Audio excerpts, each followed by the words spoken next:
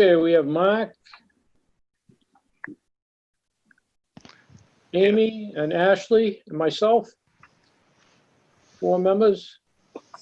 And Carlos told me that he's not going to make the meeting. So time being 7:32, I'll call the Halifax Planning Board into session. On the agenda, we have appointments for Pasture Lane at 6:30 for Mike Goodman. 6:45, Board of Selectmen, open lines of communication and discussion. 7:15, we have a hearing for the bylaw changes. 7:30, we have A Street, Maria Sena, a butter. 7:45, we have Pine Street, Larry Costa, questions and correspondence. 8 o'clock, we have Caesar to discuss digital submissions and the IT department. And then we have discussion with Charlie Seelig, 16722 discussion, 20 Gold Street, connection with Pine Street North, Alan Dees. We have decision of planning board policy to post drafts of minutes on the town of Halifax website. Meeting minutes, Gordon C. Andrews. Public documents request, Amanda Monti. Public documents request policy. Discussion. Meeting minute request, Gordon C. Andrews. Comprehensive permit, Country Club Estates, 40B project. We have a ZBA petition 915, Amanda Estates, and 167-22 and any other case law. We have 241 Franklin Street, the solar project, site plans. And then we have meeting minutes, 9/5/19, approval and signature, 11/21/19, signatures, 12/2/19, signatures, 2/6/20, signatures, 3/5/20 for signatures, 3/19/20 for signatures, 4/16/20 for signatures, 5/7/20 for approval and signatures. Then we have correspondence, email from Charlie Seelig, Halifax, Chapter 167-22. We have 5/21 email, meeting minutes request from Gordon C. Andrews. We have email to Amy Troop from Larry Costa. This is under correspondence. The last 3 items were. 5/28 email from DTM Law with public documents request, appeal to the supervisor, Amanda Monti.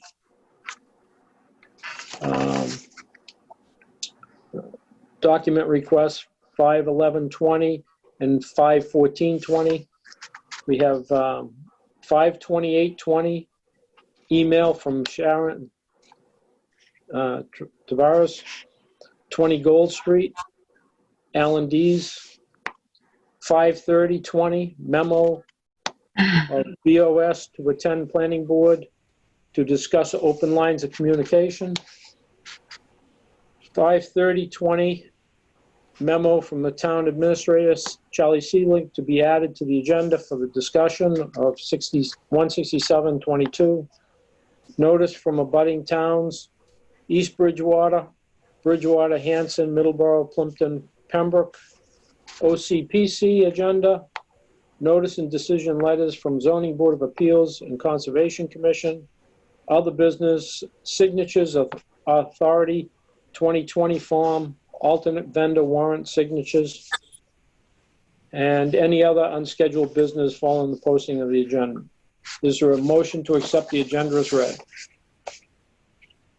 I make a motion to accept the agenda as read. That was Mark. Is there a second? A second. That was Amy? Yeah. All in favor? Aye. Aye. Aye. Passes unanimous. Okay. First item on the agenda, we have Mike Goodman. I don't know if you're with us. There's a lot of unnamed people on iPads and stuff. Is that maybe one of him? I'm not sure. Is Mike Goodman with us?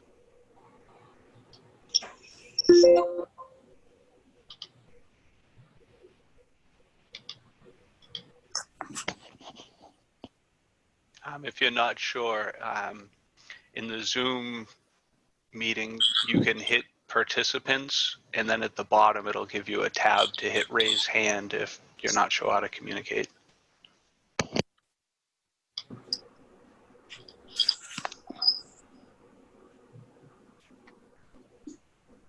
Charlie, do you see anybody? I don't see anybody, no.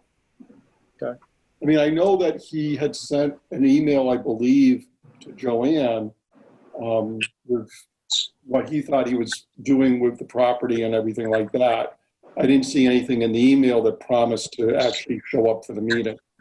I did speak to him on Monday, and he said that he would attempt to come in on the meeting.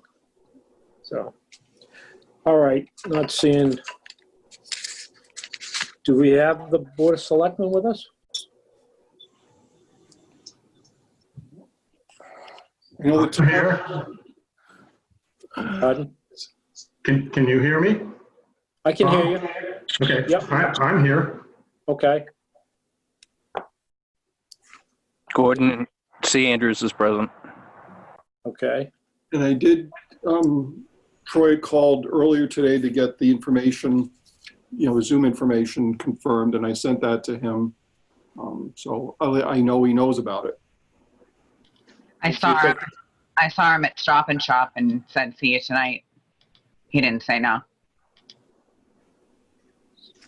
So would he be on the phone and not? Yeah, I would recognize his number, and I don't see anybody calling Okay. him a specific number. He calls in, and it's a 617, and I don't see Okay. it. Okay. Do you guys want to wait for him, or do you want to? Yeah, because there was a 6:45 appointment, Yeah. so maybe coming in at that point, that would be helpful. Okay. Do we want to, I didn't see any bills that came in.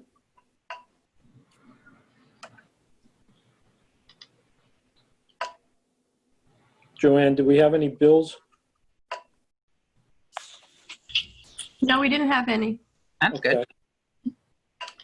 So we do have minutes that we can.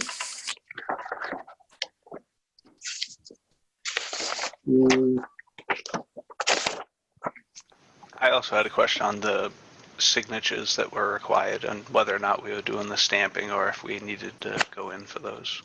I was going to be going in to sign for him. I just need to probably have an appointment. With Joanne. Okay. Or wasn't that what I was going to be going in to sign for? Or was it the bills? That was the bills, right? That was the bills. Yeah. All right. I'll take that back. Well, we could take them and give the secretary permission to use the stamps to stamp the minutes. I think I thought we had Ashley is voted the only for one that. I agree with you, Mark. I thought we did. I think that we did vote that she could use our stamps on the meetings after we approve them at the meeting. No, there was no vote on that. So what we could do Talk is about it then. we can make a motion and do that now if you want. Yeah, I'd make a motion to approve the use of the signature stamps on the approved meeting minutes. Okay, I have a motion. Is there a second? I second. All in favor? Aye. Aye. Aye. Aye. Okay, so that carries unanimous. So that should take care of the signing of the minutes and the bills. So the last time we voted to have Amy sign that, and I've talked to Sandy since then, and we could also do an alternate if Amy wasn't available to get in. If you'd want, I would do the alternate. It's fine with me. As long as it gets done, that's the important thing, right? So we need a motion for that. I'll motion to put a backup on the signing of the bills as an alternate for the vendor payment, as in Gordon R. Andrews.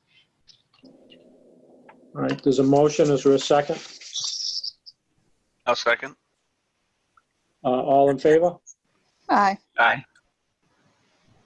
Aye. Amy? Aye, sorry. All right, so the passes unanimous. So, Amy, you and I have to sign a form which authorizes that. Okay, so what do I just? I have that form. Oh. So I could bring it by, you can sign it, and then I could drop it off at the town hall so that that's official. But then when it comes to signing the bills, one of us will have to go in and sign. Okay? Okay. All right.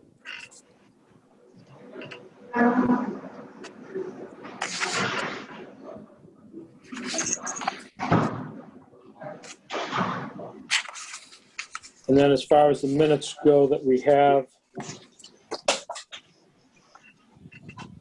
I think 5-7 needs to be approved. And I think that's it. I think, no, 9/5/19 still needs approval and signatures.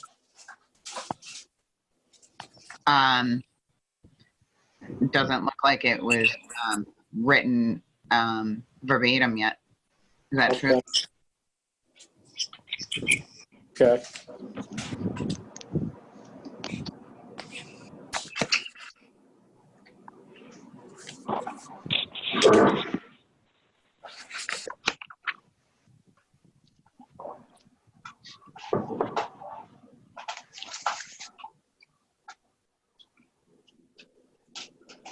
All right, we got 6:45 now.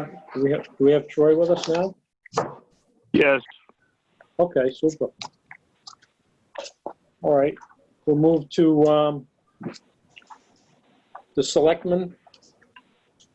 And the board wanted to discuss having a more open line of communications with the board. So would somebody want to go first on that? Yeah, I was just hoping that we can all agree that it's an important thing to have an open line of communication, and just for us to all sit down and agree to that, and, you know, hope that we can move forward and past any issues that we've had. Okay, anybody else? Well, I just want to offer up something that's pretty obvious. Communicating doesn't always result in agreement. And I think we all acknowledge that. And you don't always hear what you want to hear, because it's just the nature of things. We don't all agree. And you know. Thank God. Yes. And when you ask the question, how do you not answer, yes, we should communicate better? But as long as we all agree that, you know, we can agree to disagree and not make it personal, and not get to the point where we're getting angry, it's unnecessary and unproductive. But yeah, absolutely. We should have an open line of communication. I think as far as the planning board goes, it feels frustrated when we were trying to reach out and have that communications. We felt like we were shut down. And I think that's what brought this forward. We understand that, you know, you might not agree with us, like you said, and that's fine. But we do want to have an open line of communication. We feel like if we ask to be able to come to the selectmen's meeting to talk, we don't feel like we should be shut down. More than agree. Well, we did communicate. We did generate a 6-page letter. It isn't like we didn't respond to you at all. I hear what you're saying. Agendas are long and tedious. We had already discussed it. It had already come up, the issue. And we felt we dealt with it appropriately. You didn't give us the chance to discuss it, and that was the problem. Because we have things that we have to say, and it wasn't allowed to be discussed because maybe you didn't want to hear what we had to say. And you didn't want to hear our answer. So, again, I mean, No, we can all make this better. Yeah, we should be on each other's board meetings if requested on the agenda.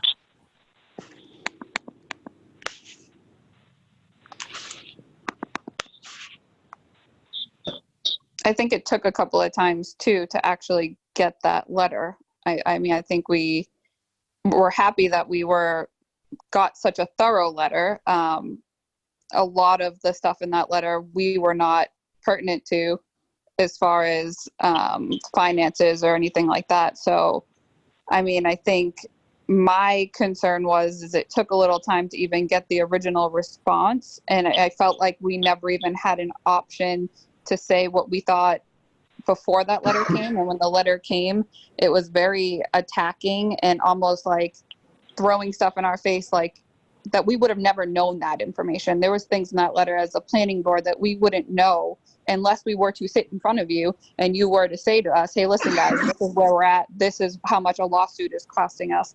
This is what's going on. And I think a lot of the frustration and back and forth could have come to a stop if we were just initially allowed to come in front of you and say, this is how we are feeling. And then respectfully, you could have said to us, hey, listen, well, this is how we see this. And we want you to understand these things that you wouldn't know.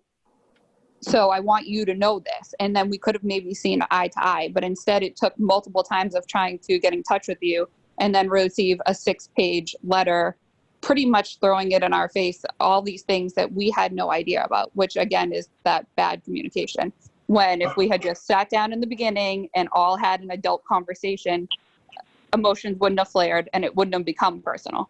Well, the emotions flared prior to the letter, but if we want to beat that horse again, I don't see that being particularly productive. I didn't bring up the letter. I'm not trying to beat a horse. Oh, no, I brought up the letter. And in the spirit of open communications, has that ever been read into the minutes? It wasn't read into the selectmen's meeting when we were there. Has it ever? Well, it went to the planning board. I was just curious. I don't follow your meetings necessarily. I was just curious if it ever got read in. But be that as it may. A lot of it was a little attacking and overboard. I mean, you can't pick on people about how they vote at town meeting, and it has nothing to do with any of it. But it was long-winded in regard to the fact that it was very off subject, and we're only talking about one thing, and then a whole lot of things got brought into it, including how people vote vehemently and things. That's putting a motion into somebody else that's not true, and misstating. There was 6 pages of that spent a lot of time. I disagree that they're misstatements, but. It's opinion. Again, we don't all agree on how we all vote. So none of that has to be in a letter because it has nothing to do with a bylaw that we're asking to talk to you about. So it's weird that it would come up like that. I mean, to me personally, I think the fact that you came out and you said that, it cost $100,000 for this lawsuit, I don't know where is that information available for the planning board to just open up and see it? Well, the planning board could also ask. Well, you came on like we knew how much it cost. I don't think the taxpayers know how much it cost. Well, that's why I asked if the letter was read into the minutes to see if, I mean, there's a lot of information in there that could be helpful to a lot of people, but that's up to your board. If you want to- Also, though, this isn't about the lawsuit, and that's where Amy and I keep getting frustrated. This is about that bylaw, and we keep saying we're not making it about the lawsuit, and it keeps getting thrown back to being about the lawsuit. So we wouldn't have asked about how much a lawsuit is costing this town, because that wasn't our concern. Our concern was the violation of our rights as a planning board of a bylaw that we were trying to discuss with the selectmen. That was it, period.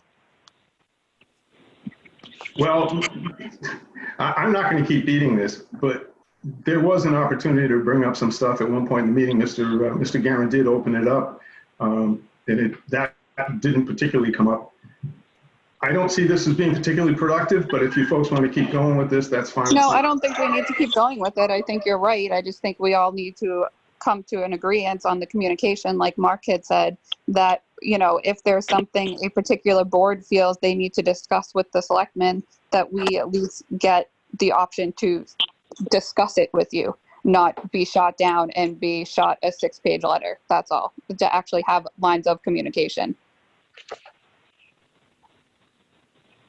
I think the other thing that needs to be brought up, as far as the open line of communication is, the way this came across was the planning board is not enabled to contact town council unless the Board of Selectmen okay it.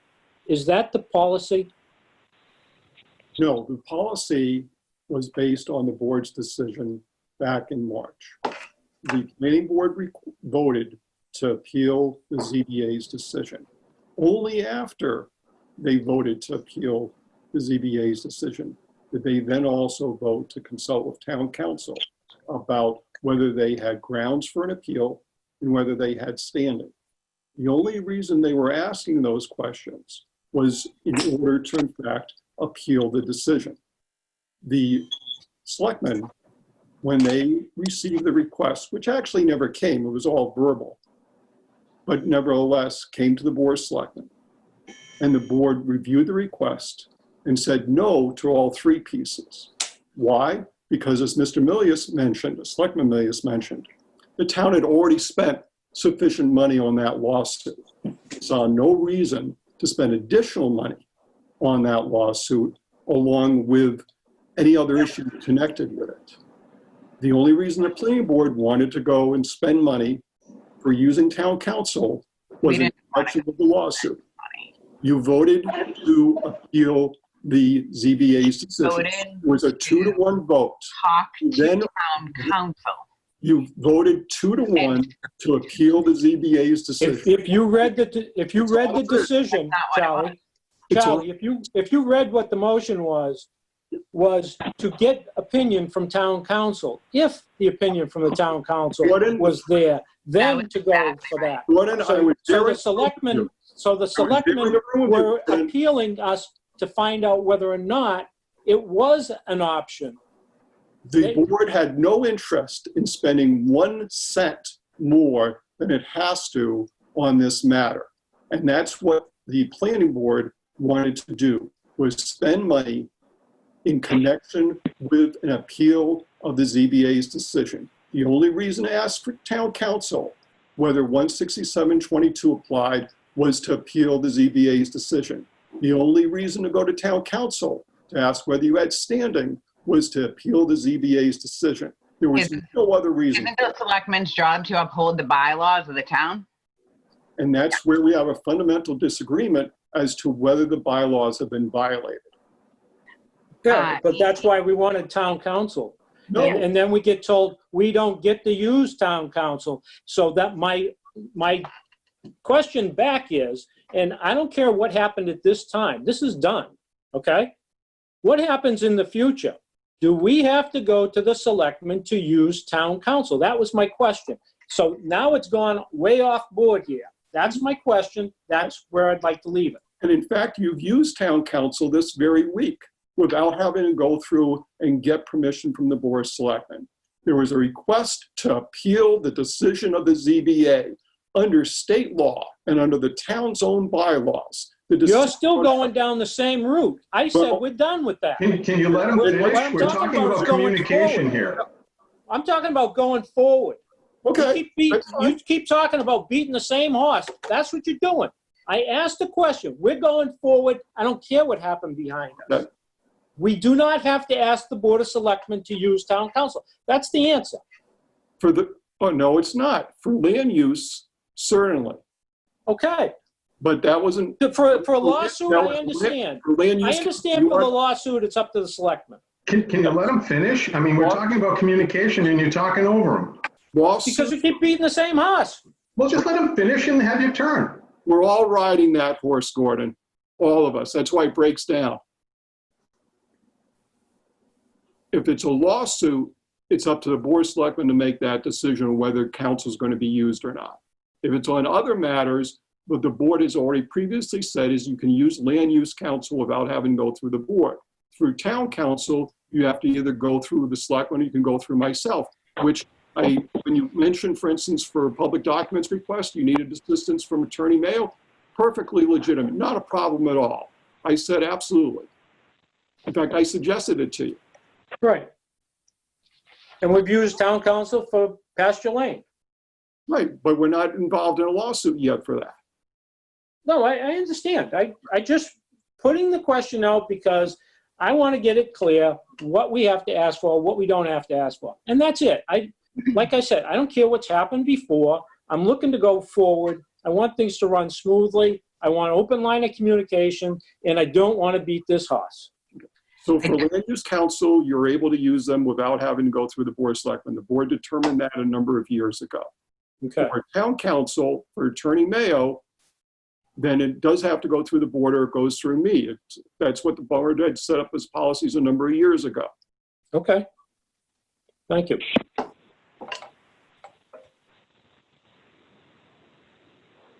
Anybody else? I just thought that it was worthy to read the motion to show what it said. It said to move forward with a 2-to-1 vote to appeal the ZBA decision as long as, after a second opinion from town council, Larry Mayo confirms that the planning board has grounds to do so. And if not, they will halt the appeal with all in favor. All we were asking was to ask a question. That's it. That's what the motion exactly said.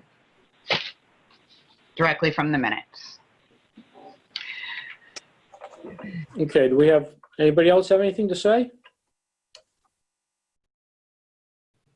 Any suggestions on moving forward? Charlie, Yes, this is Gordon C. yes. When the green box shows up, I know who's talking. Okay.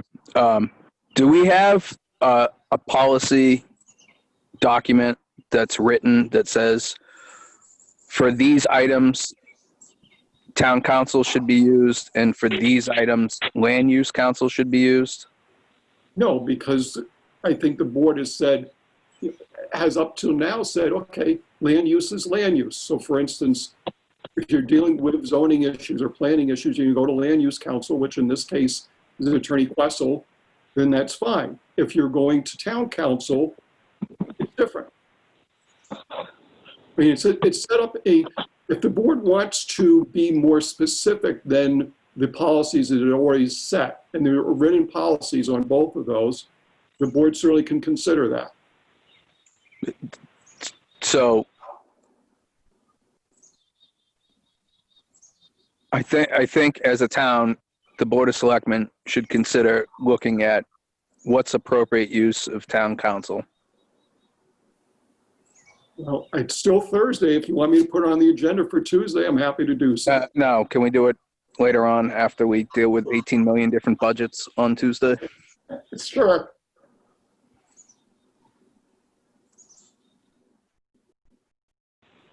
Okay, Is Troy sounds on? like that settles that.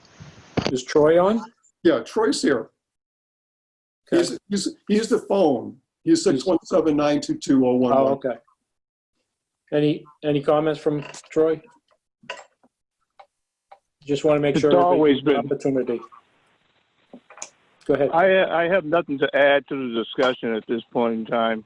Okay. All right, so my hope is that, things start to work out smoother than they have in the past, that's all.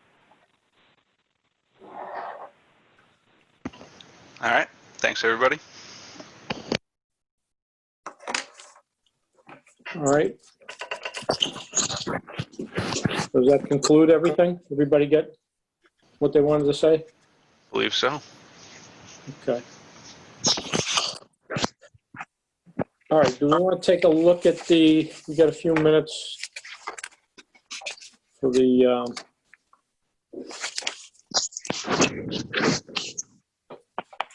before we have the hearing? What do Do we we, want to take a look at those other minutes and get those taken care of? We have May 7th.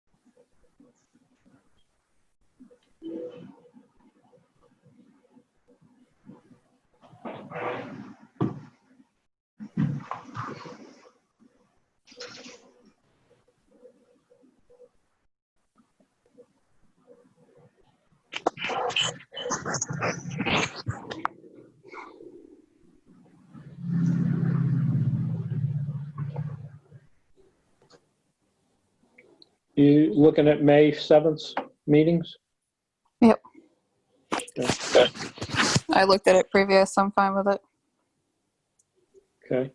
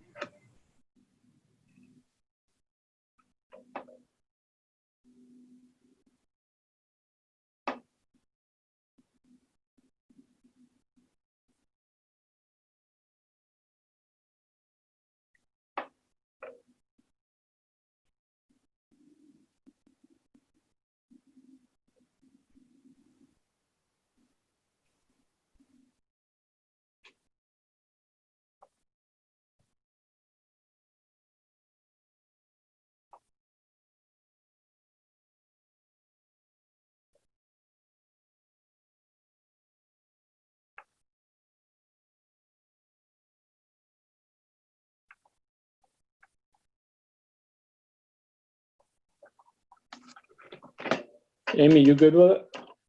I'm almost done. Oh, okay.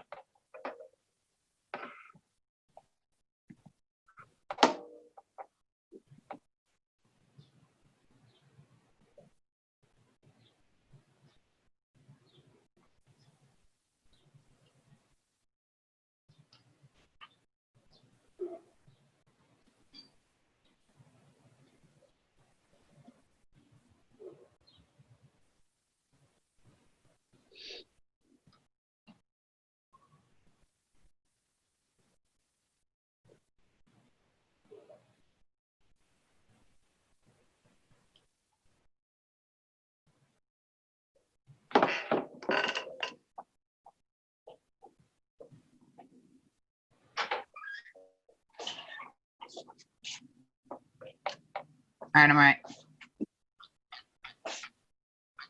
What's that? I'm all right. Okay, does somebody want to make a motion? I'll make a motion to approve the planning board minutes for May 7th, 2020. Okay, I have a motion. Is there a second?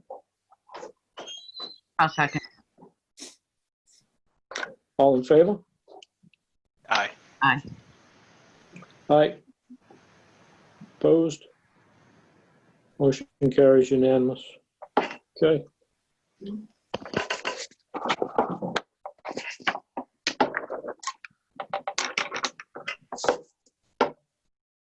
Okay, we still got a few minutes.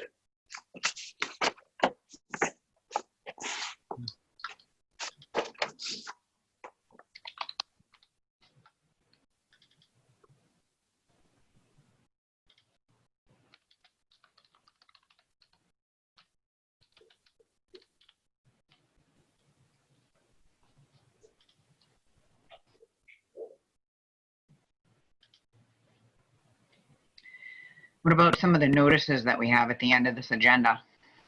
Can we read any of those? Yep.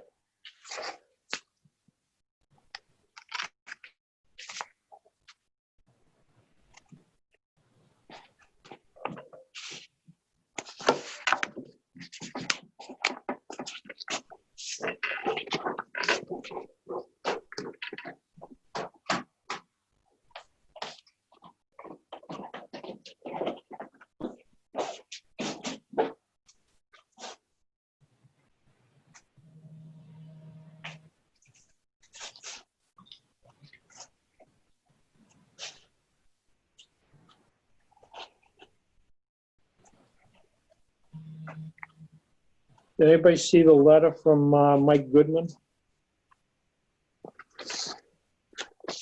I was actually just gonna look at that. Does somebody want to read that in? I'll volunteer. Okay, So, to give an update of pasture lane. so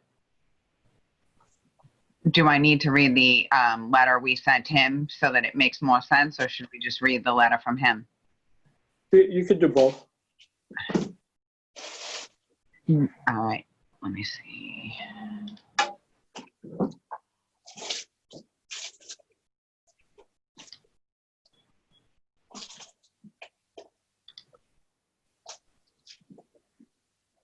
Sorry, I'm just trying to screen share it.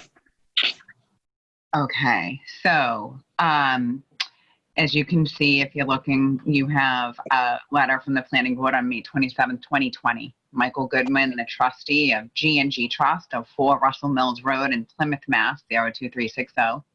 Dear Mr. Goodman, at a planning board meeting on May 21st, 2020, the board discussed pasture lane.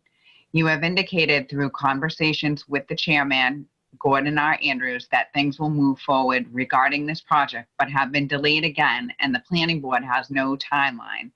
It was properly motioned and voted unanimously that the planning board is requesting your presence at their next meeting on June 4th to lay out exactly what your plans are for pasture lane and when they will take place so that the residents on the street are informed.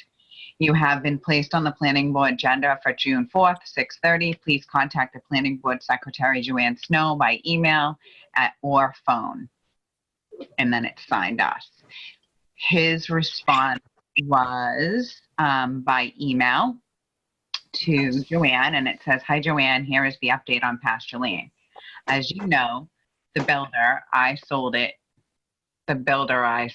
to originally never finished the road. So I am in the process of buying the lot back from him. I just received the MLC from the town, which took a while due to the shutdown. And also it was in tax title since the new owner never paid the taxes. I have a new buyer, which I am confident will fall through, it says, but I think he means follow through and get the road finished. I have meet with him and Andrew at the site, and everyone seems to be in agreement of what needs to be done. I have not been able to get the lot to them yet due to the above mentioned issues. This should happen soon, and they said they want to get going real soon. Thank you, Michael Goodman. We also had some correspondence from Tina Kenyon, but I'll pause if anybody wants to say anything. Good. Okay. So Tina said, Joanne, I generally receive meeting invites for work and set them up for a soccer board. It's no big either. Are you here, Tina?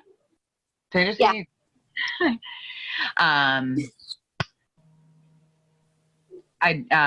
Is there another meeting Thursday? Do you want to state what you have in this letter since you're here? Because it's funny me speaking for you. Yeah, it's fine. No, it's fine. I didn't get anything for the last meeting, so I didn't jump on. I got it for today, which is awesome. But I mean, he's done this before. He's given false hope, and I get that everything's shut down, but I don't have faith in this. And what's going to happen at this point is we're going to miss the town meeting again to get the street voted to be done. And it's going to be another year, and it's going to fall apart more. Like, we need to hold this gentleman's feet to the fire. It's been 13 years. It's not like it's been just a couple months. It's been 13 years. Get it together and get it done. This isn't okay with us.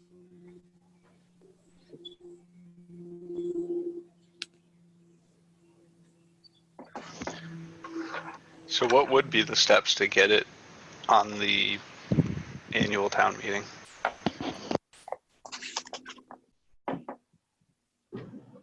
We've had them on the town meeting before, right, Tom? What's that? I don't think so. Yeah, we've had roads. What was that, Hilda Road in the past that wanted to have us, was that the one that wanted us to take it? Remember a couple of years ago? Was that the one? And it wasn't finished or something, do you remember a little bit? Autumn Lane was put on, but it was not approved and has been finished.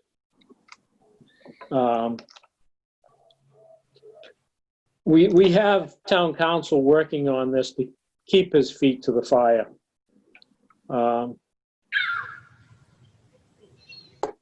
He is moving to get the lot back.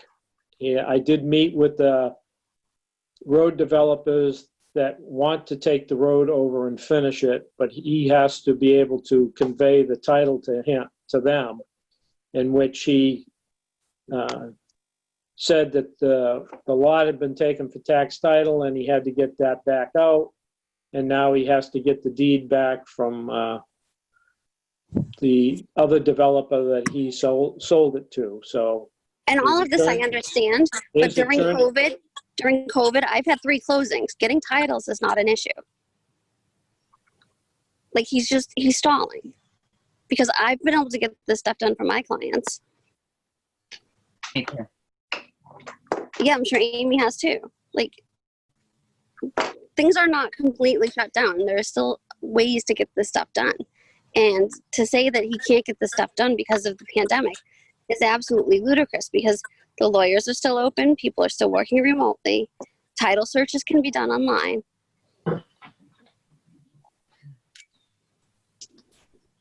I'm not buying it. Like, I think that maybe because I'm in this industry, I know that he's stalling because I know this can be done. Well, I think that we hear you loud and clear, but all we can do is try everything in the whole entire, like, everything we're doing. And, like I said to you before, like, let's just have hope that it will happen this time. Maybe he wants the monkey office back, if you will. Yeah, but maybe if we could, unfortunately, I don't know, but if we could set her in motion to get this thing to the thing, at least there's a backup plan. Right. Like I said, I wish I knew the path that you should take, but that's probably the best path, because no matter what, that's something solid.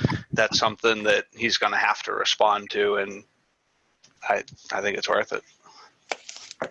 I agree with you, Mark. I'm just trying to make Tina feel better. It's not that I don't feel better. It's just I've seen him go down this road before where he responds, and then he ghosts everyone. And then we go a couple more years. And it's just frustrating because our street is falling apart.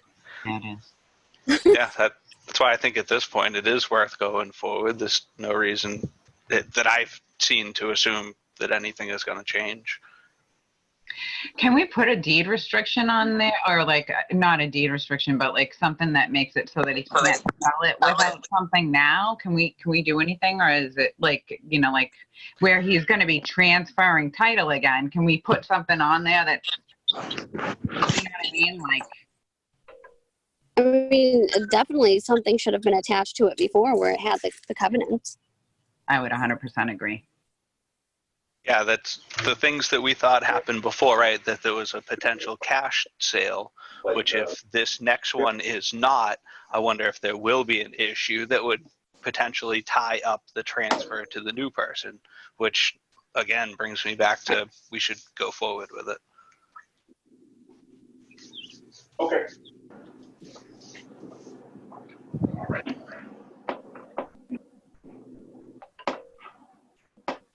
Mr. Chairman, Is that yes? maybe Mr. Milius could explain the thought process that we went through on the Board of Selectmen on this.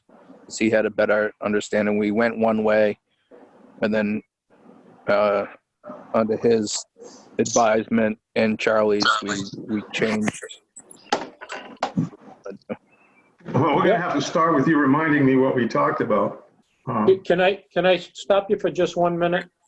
Because we got the hearing for 7:15, and we're just going to open it up and then continue it, just because we're at 7:19 right now, and then we'll jump back on this. Is that all right? If you're asking me, sure. Okay. Do I have a motion to open the public hearing for the bylaws? I'll motion to open the public hearing for the bylaws. Okay, I have a motion. Is there a second? I second. All in favor? Aye. Aye. All right. The Halifax Planning Board now is open in the public hearing for the changing of the zoning bylaws. Due to the COVID that's going on, we're looking to continue the hearing to July 16th. And I don't have the time in front of me. I believe it was 7:30. Is that right, Joanne?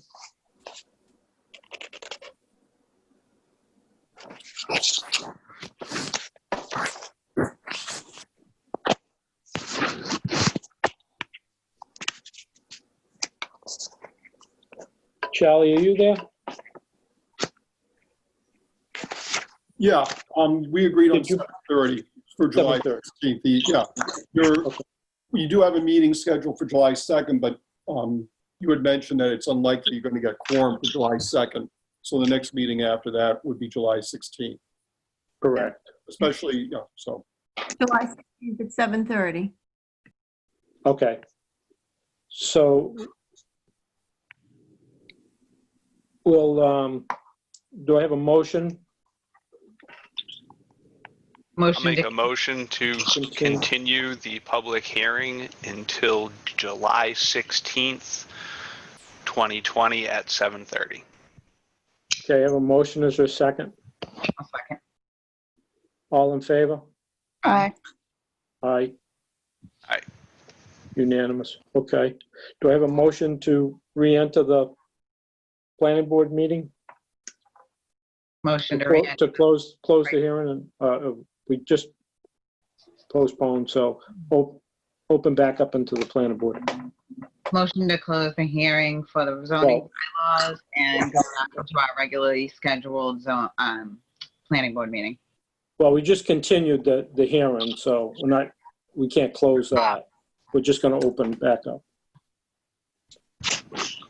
Do I have a motion to Yeah, I open? think we just need I'll make a motion to return to the regular scheduled planning board meeting. Okay, is there a second? I second. All in favor? Aye. Aye. Aye. Okay. Now we can resume conversation. Go ahead, Tom. Yeah, despite Gordon's attempt to make me the Black Knight here, and your amusement with it, my recollection is, and I'd have to look at the minutes to be sure exactly what happened at that meeting, but that was unfortunately during an era when the planning board was holding lots instead of cash bonds. Yeah.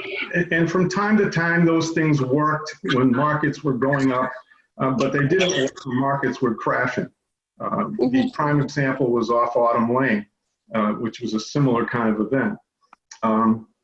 So when this gentleman sold this lot this previous time, I think it was for some, and I stand to be corrected here, some amount like $35,000 or something. Yeah, it was 25. 25. And clearly, anybody buying a lot for $25,000 has to know, if they're a developer, that there's some issues with this lot. And then it turned out that there were some issues with this lot, and he was going to have to take on the responsibility to finish the road work, which he was not prepared to do. My understanding, or my belief, I think at the time, was that he figured he made a score and yahoo.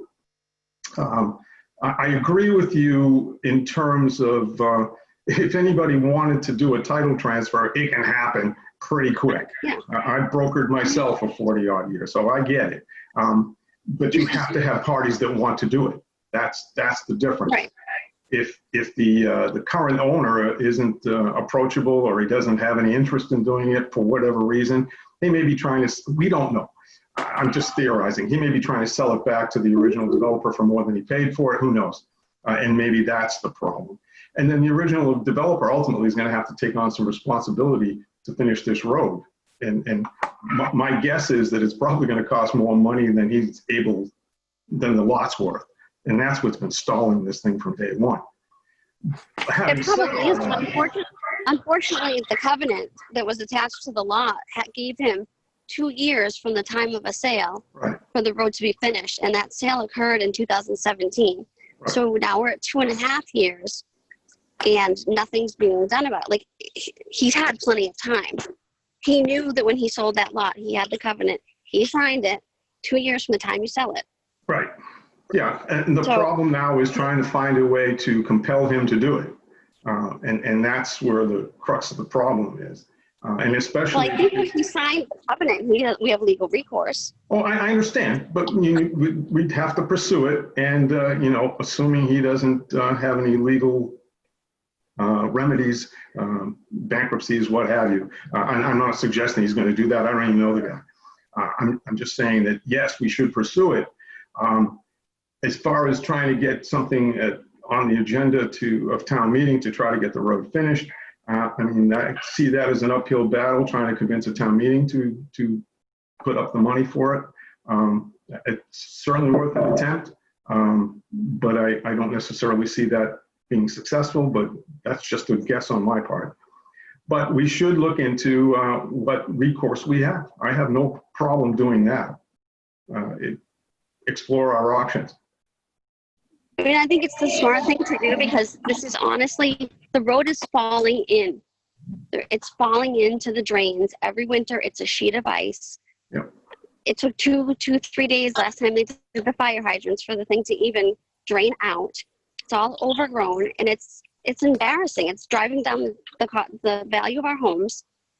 Someone's going to get hurt, whether it be a child or a car falls into this road. It's not going to be good.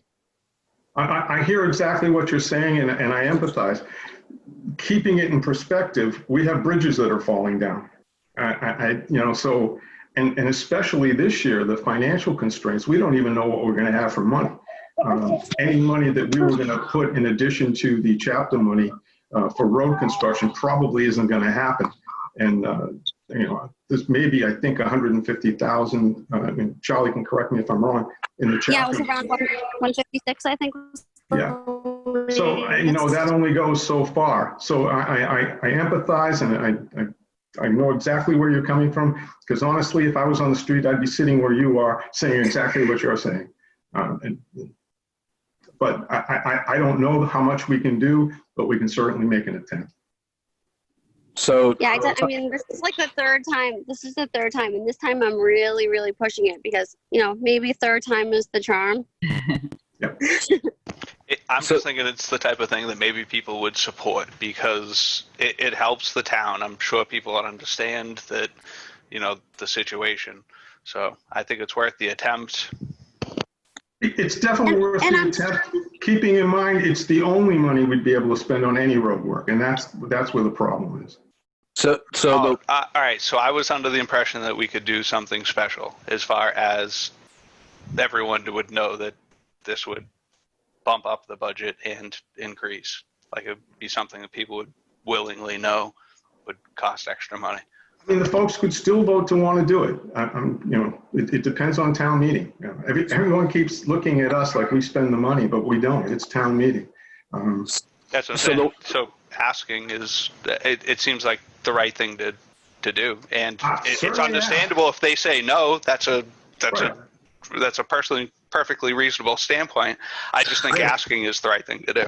Yeah, I don't disagree with that. Tom, the issue that you brought up was that we would have to take possession of the lot before we would do the work, I thought. I don't recall that, Gordon, and I'm trying to think of why I might have said that. I just don't recall. I'd have to go back through the minutes to confirm. I think it was something so you could have something to give back so the town itself could sell it, which I know that the town isn't in the business of selling property, but it's almost like eminent domain because they owe you so much money because they haven't finished the road. Well, truthfully, it gets a little more complicated than all that, and I didn't want to go down this additional road. The lot's non-conforming based on today's standards, and the time for it to have been built under the pre-existing conformities had long since passed.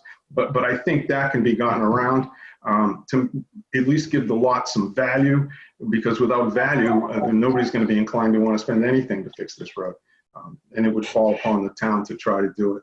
I'm not trying to discourage you. I'm just trying to point it all out. No, I get it. I agree with Mark, and we don't always agree, even though we seem to know each other, that it's worth bringing up and at least airing it out. You never know which way a town meeting is going to go. Well, yeah, and I mean, we're very involved with the school and all the different sports and stuff, so I know that we can talk to people and people will also empathize because, you know, we all have to help each other out. This is the village, so. Sure. So I guess the next step for me is to just, you know, check in at the next meeting and see if he's gotten any sort of plan. I think the planning board, and I don't want to speak for the planning board, but certainly can reach out to him again and say, hey, where are you going? What are you doing? What's going on? I think we agree we're going to do that at the least. I just feel like a little bit more might help. Yeah. Here's an opportunity where maybe we could even have council send a letter for whatever that's might lend to it. Not that I'm looking to spend legal money, but. No, understandable, but it's like, can't just keep putting people off with, I can't get it done, and you can only go so far with excuses, I suppose. I don't disagree with you. Like I said, I'm on board. I'd be sitting right there saying what you're saying. I had discussion with Mike this week, and I got his attorney, and I turned it over to Larry Mayo, town council, for him to get in touch with his attorney to get a plan and find out what's going on. And if they do not, Larry Mayo has got things ready to go and file suit against them. Okay. So it's not like we're sitting back waiting. We are waiting for him to get something done, but town council is working on it. And like I said, I just furnished him the attorney's name and number this week. Oh, and you get the MLC, right? What? Did you say you get the MLC, or he's getting the MLC? Yes. Oh, he can get the MLC in a day, so that's not. Yeah. Well, you have to pay the taxes. No, I understand, but you can still get an MLC. You just won't get a release. Yeah. Okay. Well, I'll just keep checking in, and I'll just try and work together and get this done. Absolutely. Okay, thank you for your time, guys. Thanks, You Welcome, know. thank you. Thanks. Okay. Time being 7:30. Let's see. Do we have Maria Sina with us? There's a few unnamed things, but I don't know who they are. Maria Sina, are you with us?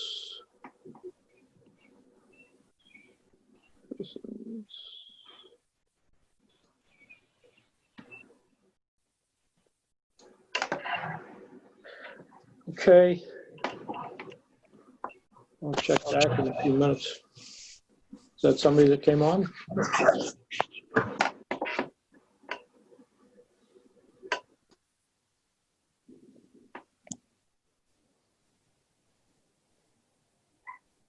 No? All right.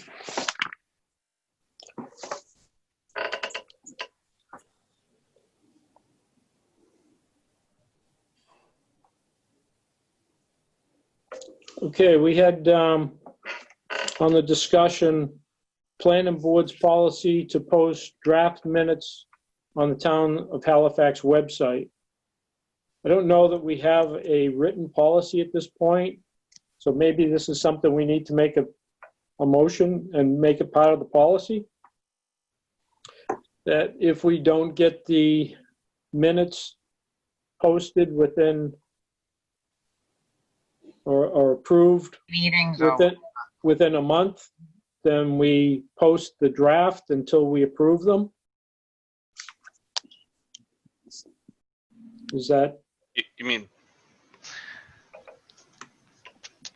just to give like the public the working draft? Yep. Because what happens is the public has a right to know what's going on. And they won't know for the next meeting. If we're holding that because we haven't approved it and they can't find out what we did, at least a good idea of what we've done, then that's really not right to hold that back. Yeah, it's actually against open meeting law.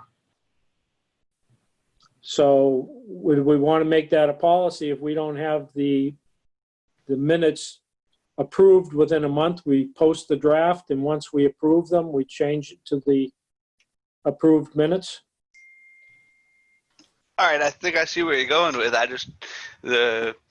So the theory holds, but why wouldn't it be 2 weeks then? Or is that too quick for a turnaround? Because if the theory is they don't have the information, then they would need it. Then they would need.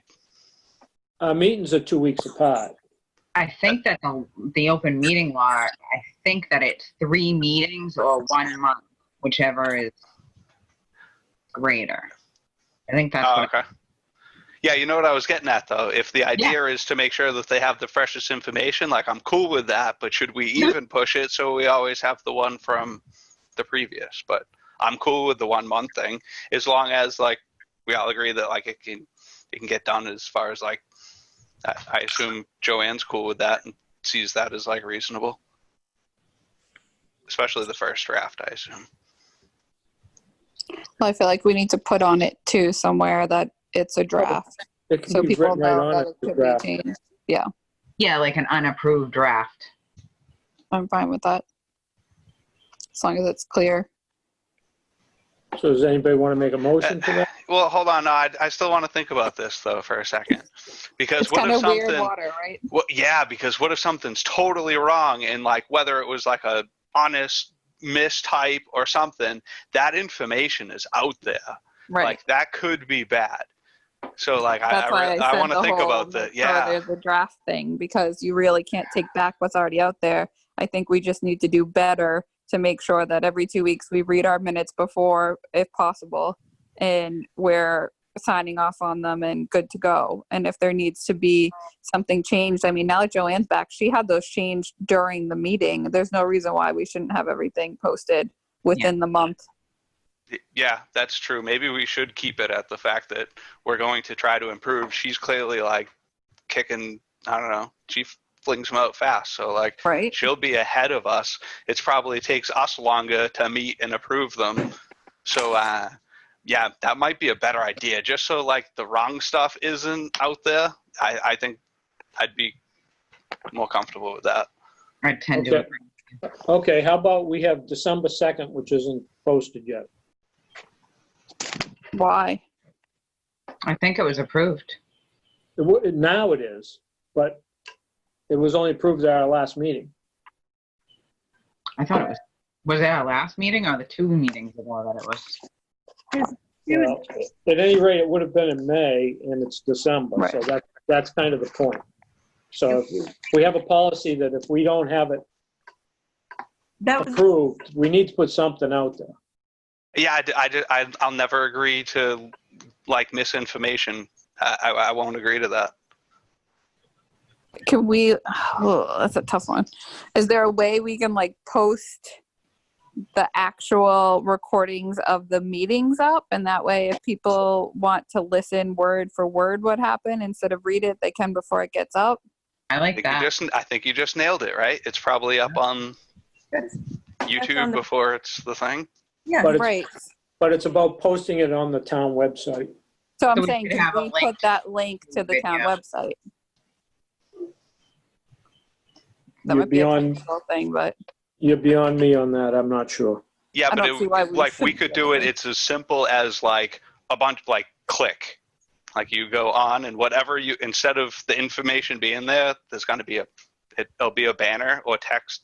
Like it, I agree to that. I think anyone that would be able to look them up online would have no problem finding the Looking it link. up on Like that's, YouTube. yeah, Right. definitely. I think is that Caesar who we would talk to about that? Because we're meeting with him in a little while. Maybe that's something we can see if we can do that. I like it. I believe it has to be the actual document.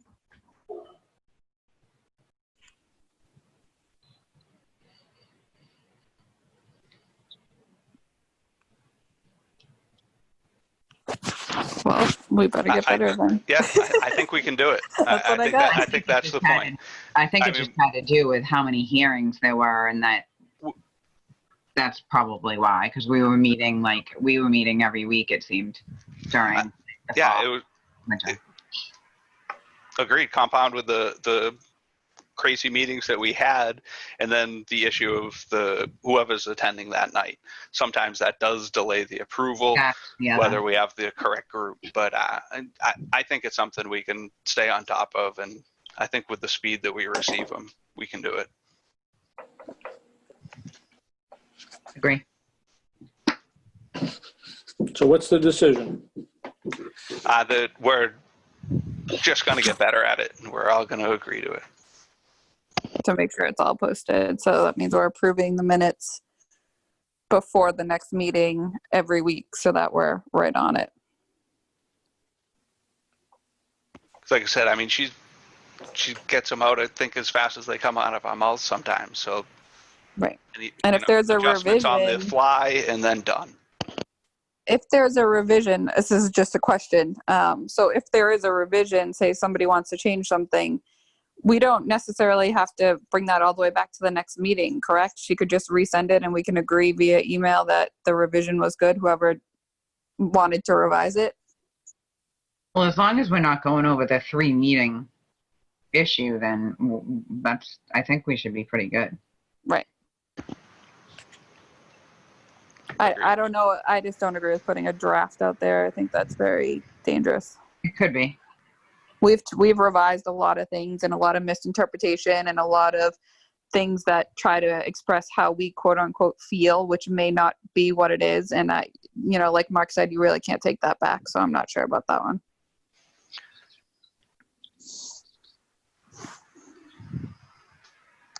Okay.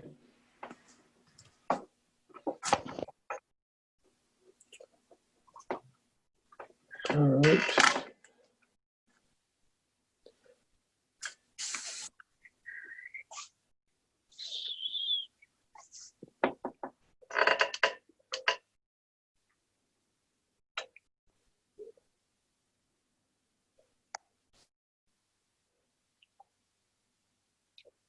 Okay, the next thing is we have public document request from Amanda Monti. I have been in contact with the secretary and Larry Mayo, and working on getting the response for that. I think, did anyone see what Joanne had written up? I have noticed that in the emails.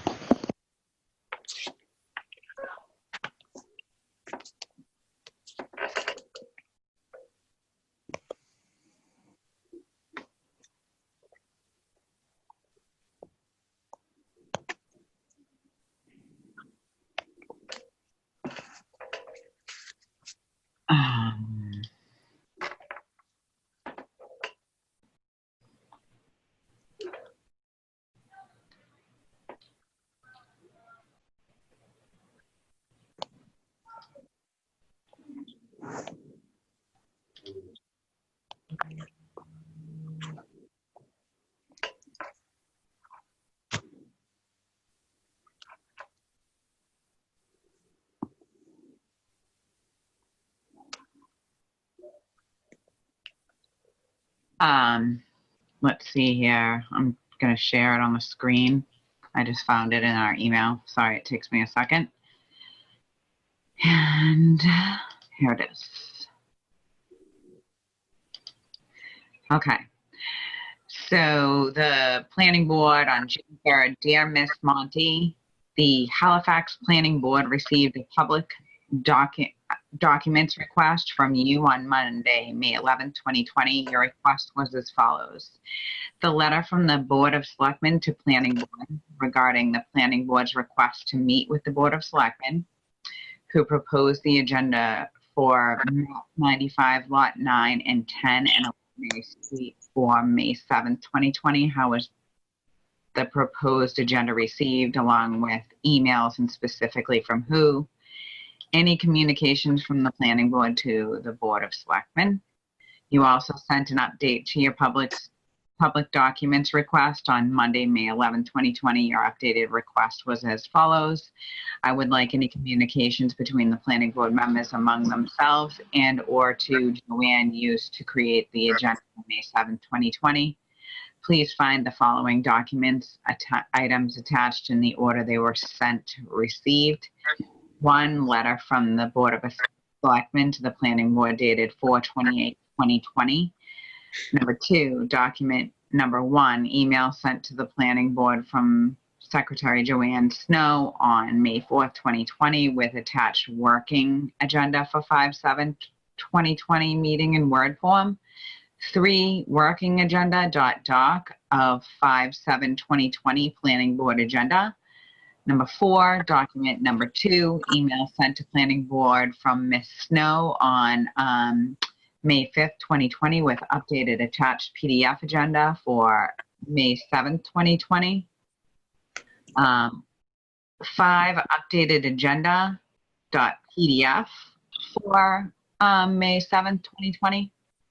Number 6, document number 3, email from Chairman Gordon R. Andrews to Ms. Snow dated 5/5/2020 with 2 attached photos of someone holding a typewritten agenda. Note, this agenda was not written by Ms. Snow. 7, photo 1 of typed agenda mentioned in item 4. 8, photo 2 of typed agenda mentioned in item 4. 9, document number 4, email to Planning Board from Ms. Snow dated 5/5/2020 with attached PDF finalized agenda. 10, finalized agenda for 5/7/2020. Please contact the Planning Board with any further questions or concerns. Thank you. The Planning Board. Wow. Any discussion?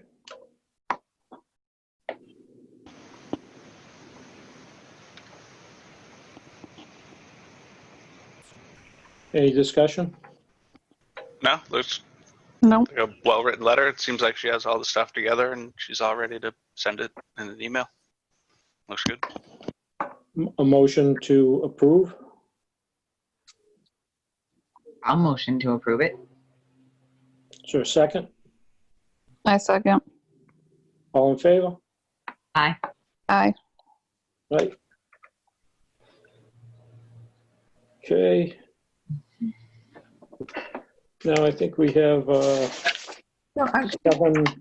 Gordon, you'll have to sign that letter if you wanted to go into the town hall, and maybe Terry can print that out for you and you can sign that. Okay. Okay, thank you. We have a 7:45 Pine Street North, Larry Coster. Larry Coster, are you with us? I am. Can you hear me? Yes. Oh, good. At first time, I'm not that good at this, so let me. We're all learning something new. Yep. San Francisco. Yeah, that's where I am. The bridge. That means he's in Alcatraz, I believe. Yeah. So, do you want me to just ask the questions or? Sure.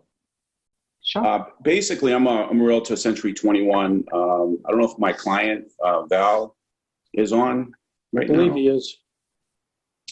Val, are you on? I'm here. Oh, okay, good. So my clients, Glenn and Val Himmelberg, own a lot over on North Pine Street, and I have that for sale. So we're just trying to figure out, I guess, what would need to be done. They had their attorney do some work on it. He's already determined that it is a grandfathered lot. But I guess maybe some other things would be needed. So we had some questions. One would be, as far as assuming like sufficient width and grade might have to be determined and what the process for that is. And the other thing was if Town of Halifax requires a letter of determination regarding it being a buildable lot as well, or it's just a letter from the attorney, fine. I've seen it done a few different ways. I'm not sure if like this is your first if like we're the first person you're coming to, but Yeah. are you actually presenting a plan, or are you just trying to build? No, just really looking for some questions. Just have some questions and just want to know the process. All right, cool. We're looking to to get it sold, obviously, but just some questions on the process. Maybe even possibly starting some of the process as well. But just want to know what that process would be. I think one of the things over there would be as to whether or not, you have adequate access, where I do know that part of that road is going over an easement, so it's not a public road. Yeah, it's private. It's private up there, but that's not public where it crosses the other lots. And I believe that you would have to put the road in to create a legal access, and that would also entail going into the town of Hanson, because Bow Street actually goes into Hanson to hook up to Gold Street. So I think that would be a place for maybe your attorney to look at, because if you looked at the real plan, Pine Street does not go through to Gold Street. I think as far as if you're looking for like the buildable lot, I think building department would definitely be able to come up with that stuff. I think realistically, unless you were trying to do a change or present a plan, I think it would really sounds like building department would be able to tell you zoning and whether or not it was a buildable lot. Unfortunately, we wouldn't be able to tell you that. So basically, we're going to need, so that would be a letter of determination from the building department. Well, you're going to need something for adequate access to access the lot, whereas technically, I believe you go through the town of Hanson to access that. Unless you were to put in Bow Street, which goes all the way down, it goes through the swamp on the other side. The lot has about 300 feet of frontage on North Pine Street. Right, but Pine Street doesn't connect through to Gold Street like it shows. It actually goes down and then takes a hard right and then another hard left on Gold Street. And that has never been constructed. And because it's never been constructed, it would take the planning board to sign off for you to build that road out. Who's talking? Gordon Andrews. Oh, okay. I only got like a couple pictures going, so I wasn't sure how to tell who's talking or not. Yeah. Well, I know that there's several homes on the street. Yep, pre-existing. Right. Yeah, So, this is Mark Milius. If it's a grandfathered lot, is there already a road that services it? Because you wouldn't be denied access to it. yeah, I mean, I can If drive you can it over already, there right now. Yeah. It's on North Pine Street. It's just before. I see Alan Diaz. I believe he's just beyond it. I don't know if he's on or not. I see his name on here. Yeah, it's got about 300 feet on the road. There's a lot right before it that's in the process of being developed as well. I think they got a septic design done on that one. That's right next to this one. So I mean, you can drive in there. I'm not sure if I actually touch Hanson going in there or not. I don't know where the town line comes through. I know that the rear property line is the town of Hanson, but this property is totally in Halifax. yeah, Big rectangle. I'd actually, yeah, like I said, I'd investigate with the building department only because they're the ones that are going to make that determination on pretty much all of those. Like if you had a plan that you wanted us to look at, we could definitely take a look at it for you and see as far as, the access in the streets that Gordon's explaining. We could definitely take a look at that. But is kind of just the way I look at it is like, we're planning their building. That's really what you're looking for. You're not really looking to submit a plan to us or ask what we would require for a plan. You're kind of looking for building questions and some guidance. Yeah, exactly. Like the use of it and things like that. I really think building department, like they'd be able to tell you real quick. Didn't you call the building department already? Yeah, I did. I never got a call. I think the lot next door is actually owned by the inspector. I did say real quick. I don't know exactly how they're working now. I guess things are all different. I'm not even sure if they have a secretary in there all the time, but yeah, they'd definitely be able to give you those answers. Unfortunately, like we can't, but you could definitely take a look at any plans. So is the only way to contact them through that one number that they're not picking up, or, I mean? I believe what you need to do is get a hold of zoning. Okay. So it would be the zoning department, not the building department? That would, I mean, zoning would determine whether or not it's buildable. The building department is, I mean, in town, it's the building inspector and the zoning officer are one and the same. Yeah, that's what I was thinking. He'll be able to do both. He'll make a zoning determination is what is actually what they need, and he'll be able to answer all those questions. I'm not trying to brush him off. I'm just saying, like, we're not the right people, I think, for his questions. And I would definitely answer anything that I could. And if you need adequate access determined, then come back to the planning board. I guess that was, okay. Yeah, it stinks that you didn't get a response from them because that's what I'm telling you is like the best route to take. But as far as like their availability, I'm not sure. Maybe I could press that through and see if Charlie was on, if he could possibly answer that as far as the best way to get a hold of him. Maybe I an don't know if he email can answer it. He owns the abutting lot, so can he still answer that question? Oh. Charlie? The building inspector owns the abutting lot, I believe. Yeah, but he'd still be able to tell you yours. There's no issue there. Okay. If your question is just about, yeah, definitely. Like if your question is about your lot, then certainly, yeah, he'd be able to tell you that, and that, there's no reason for there to be an issue. Does I'm not so sure about that, Mark. Does a letter of determination? needed? I For- believe for grandfather? like I said, I would say to go there because your questions are definitely for building department. They're definitely not planning board questions at this point. But I believe a determination of zoning is usually the first step. And I'm not, Yep. that's not my part, but I believe that would Okay. be the first step would be a zoning determination. And that's definitely something I don't see how, I think he's just going to look that up in a book. So I don't see how there's any reason why he couldn't give you that information. Okay, I wasn't sure how that would work. So as far as a non-conforming lot on a dirt road, a dirt private road, does sufficient width and grade need to be determined, just as like a part two to that?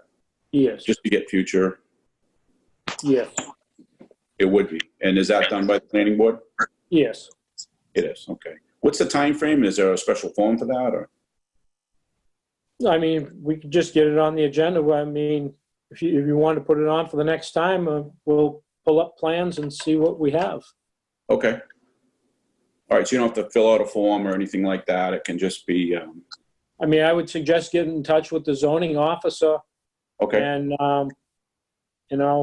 through the zoning officer, we could work together and figure out.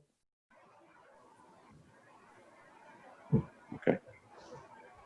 Yeah, we just kind of want to just get it moving, so I was trying to get some guidance was the main purpose of being on the meeting here. Okay. There is another letter in our emails from our planning board secretary. Would you like me to share it with you? I can Yeah. put it on the screen. Sure. Johnson, who is the water superintendent, sent it to Charlie on June 3rd, yesterday, re Pine Street North. And it says, in response to your email regarding a water service installation on Pine Street North, the Water Commission has approved a service tap on Bow Street, which ran onto Gold Street. Gold Street and Pine Street North are both private ways, and the department does not provide service installations on private ways. The water department's only interaction with this project was to inspect the service tap on Bow Street to ensure the piping on Gold Street was at the proper depth, and upon completion of the work by the contractor to test that pipe installation. To give you some background, there are two water service connections on Gold Street. The first is a 1-inch service to a house at 1045 Monpont Street. This service was installed 30 plus years ago. The most recent service connection is a 2-inch service to a lot on Pine Street North and Snow Street. The contractor property owners paid for the work that was completed. The town will be paid the appropriate fees once the connection is made to the house. I have no direct knowledge of who owns the properties. A meeting was held by the commissioners. A proposed plan was submitted, approved, and the work was completed. That plan is located in the water department's office. Any other property owners seeking water in that area would have to meet with the commission with plans. This area, again, being private ways, the cost of any water services would be borne by the property owner. The contractor that completed the work was Alan Diaz. I provided Mr. Costa with that information. You are welcome to attend an upcoming Board of Water Commissioners meeting. Just let me know and I will get you on the agenda. Do you have a copy of that? Yeah, yeah, the screen still, yeah, I did get a copy of that. I did go down there to try to find out because I knew that the town water was nearby. So I guess it sounds from this that it has to be privately run. It's not put in by the town at all. And I guess that's the process. Would have to go before the water board there on that. Yeah, they're a separate board. Yeah, I think that would probably be left to whoever buys the lot. Yeah. As far as that part goes. Yeah, so it sounds like at this point, we just need to contact the zoning officer, you said? Yeah, I believe so. Who also, like I said, happens to be the building inspector. So he can answer a lot of those questions. Are they open, or how do you? Like, Charlie just put in our chat that he will send an email that includes the building inspector and Mr. Costa asking that they contact each other. And he also said the building inspector and administrative assistant are there most days, 781-293-6557. But it seems that he's going to send an email out with Mr. Costa and the building inspector. Okay. Try to link you guys Thanks, together. Charlie. Okay. So first step is him, and then second step would be you guys as far as the road? Yes. Okay. All right. All right. Thank you. I hope we were helpful. Yes, no, I appreciate it. Like I said, it was just kind of just trying to get some guidance and information, mostly for my clients, so we can get this started. So. Right, and we're not really sure, you know, when everybody's working and how to get a hold of everybody right now with the COVID going on. Yeah, I didn't even think of that when I recommended going in there. It just comes out because it's natural. The town hall is open. Oh, it is? You can go It in is there? open. You have to make an appointment to go in. Okay. Okay, that's good to know. So you should be able to contact them during the day and get an appointment. Okay. Larry, do you want us to put you on the next agenda for if you need us at that time? Yeah, like I said, I'm not real familiar with the process, but if part of that process is determining sufficient width and grade, then yeah, when is the next meeting? June 18th. Okay. And would we need something to be on that to determine it? Like, do you actually need a drawn plan from an engineer, or what would you need? We'd have to look into it. No one's ever presented one before, so I think we'd have to look into that. Yeah, we can pull up the town plans. It comes under Mont Ponce Lake and Land Plan. So we can pull that up and have that available for all the members to see it. Okay. So as far as being on the next meeting, for you to determine sufficient width and grade, we don't need any engineering or anything like that. It's just a simple request. Here's our map and lot. This is what it looks like. There's the street. Well, I mean, that would be the first place to start, you know. Okay. We'll take a look at it. I mean, none of the board members are really familiar with what it is over there, so. Okay. We'll be more prepared at the next meeting. All right. All right. Yeah, I would say put us on for the next one, and we might as well see if we can get that going. Okay. You don't need any engineering or anything, you know, from us. And there's a deed that describes it, of course, and it was purchased from the town actually, 40 years ago. How long ago, Val? You still on? Yeah. Val, are you still on? She might be off. So it was purchased quite a long time ago, like a tax auction or something, I think so. Yeah, Okay. if it's been in ownership for a long time, and it's Yeah, definitely something it's worth looking into. Maybe 30, 40 years. Yeah, it's quite a long time they've owned it. So Yeah, so I hope he can answer more of your questions, and you know, good luck. all right, we'll get to work on that for sure. And I'd like to thank everybody for your time. Appreciate it. Okay, thank you. Luck. Have a good night. Yep. Bye.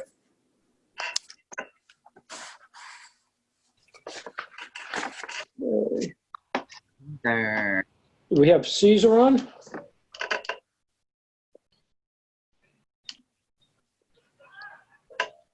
I don't see him.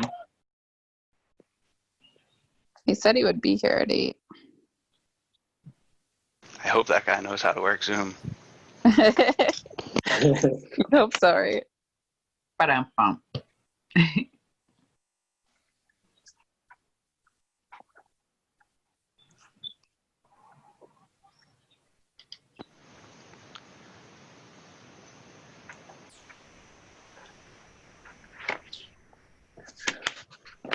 Okay, so we took care of, is that somebody coming on? I was just going to mention, I don't know if we should wait for Caesar, but maybe we can discuss if we're going to do the verbatim things. I wonder if we can agree on or approve, or maybe get Joanne software that we still go through the approval process, but something that would definitely speed it up, like especially as far as those, like us trying to get them out within a month. I think if she had a program that, I mean, we're already recording the audio. I'm just assuming that there's one out there that can print her up a transcript of it. It might be something worth looking into, and it would definitely help and give us a better chance of getting those out in a month. Yeah, that sounds good. So maybe So we'll have Joanne take a look, or we get Caesar maybe on, we can Caesar ask or him too. Yeah, I think it's worth at least checking out. Okay, and then the other thing is, we just took care of the public document request prior to that. We as a board are responsible for those requests. The secretary's not. So there is no policy across the board in the town. It's really, according to Charlie, it's kind of board by board. This is the information request, just so I'm clear. Yeah, for public document requests. So I spoke with Larry Mayo about it, and you know, so if Joanne gets a request for that, and then it's up to each individual on the board to search your emails for any information for that. I thought Caesar did that or somebody else did that, but I was informed that's not the case. So each of us has to go through our emails and any other information that we have and find that, or find that we don't have that. But when she puts it out there, we all have to respond back, because she'd be sitting there waiting. If we don't respond back, she just assumes that we haven't seen it or we haven't done it yet. So in a request, if they're requesting like information pertaining to the agenda for this meeting, if anybody emailed anything in or requested anything, then that would be information to be put in there. If nobody did that, and the only information was that Joanne had it, then we would respond back that we don't have any information. That way she could turn around and compile what we have for information quicker, and we could get the response out. But this last time, she's waiting for responses back from us. We're thinking somebody else is doing it, and it's not getting done. So we need to set up a policy for our department, the planning board, so that when we get a request for that information, that she send it out, we all have to search our own information and get it back. Does that make sense to everybody? Mm-hmm.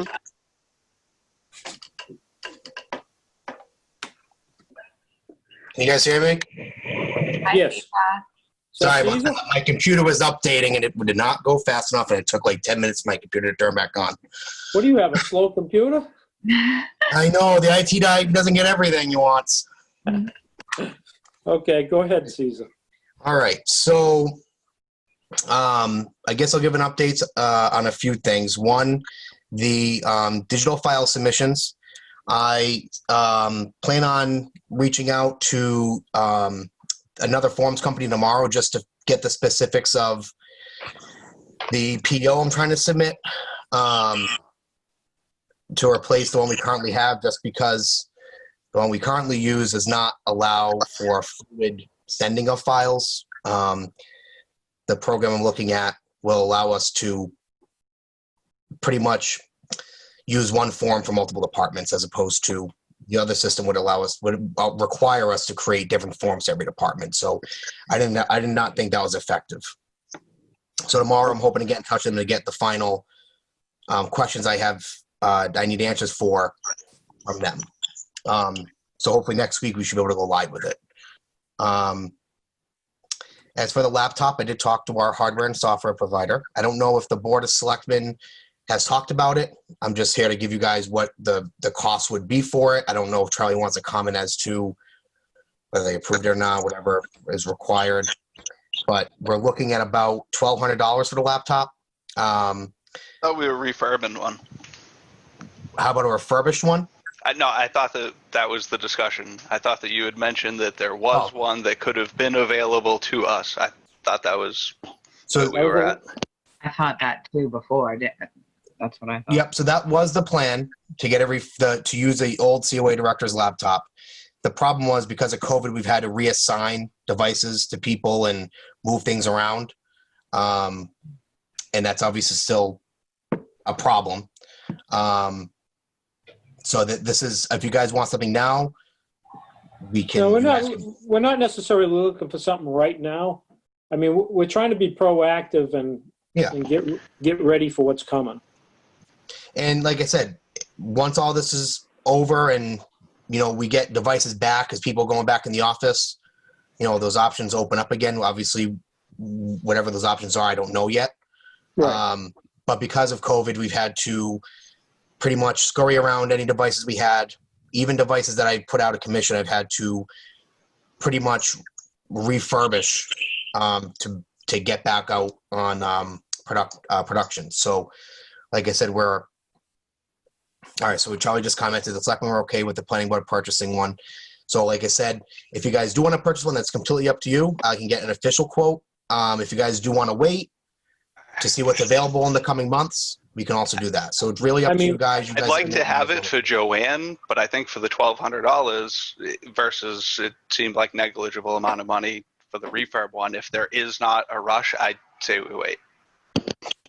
I say we wait too. It's not like we're getting in to get on a projector and use it for those things anytime soon. So I would agree to wait for the moment. And right now, it's kind of hard to get them right now, isn't it? Yeah, we actually don't have any use for it. We actually just the order that we got for March. There was some clerical stuff, but the order that we placed in March for 5 laptops they actually just processed it today. So. Yeah, I mean, we're not looking for it like right now. So, but we want to, we're going to go to the digital submissions. We want to be able to have that on a desk when we're in the meeting and be able to go through and bring up plans and show it on the screen so that we're not flipping through paper and everybody else can see it. Of course. I guess the only other thing that I wanted to bring up was we are creating several working groups within the town. One of them was digital signatures. We're trying to work closely with boards and other departments to find out how that can be implemented between departments. One, to help with COVID and to limit interactions with people so you guys can still get the work done. And also just thinking down the line. We obviously want to talk about how this would benefit town business moving forward, not just because of COVID. That's a big a big undertaking for the town, because like I said, a lot of stuff we have is in paper. But in addition to that, we're also going to be creating a working group for permitting. So if you guys are involved in that at all, or any processes with that, that is also something we're going to be working on. I really suggest you guys attend if you guys are interested. I can definitely forward. I don't know if you guys are on the all employees email list, because it's usually just people that work in the office. But I can definitely include the planning board so you guys can get the meeting information and join in on the call if you guys want to.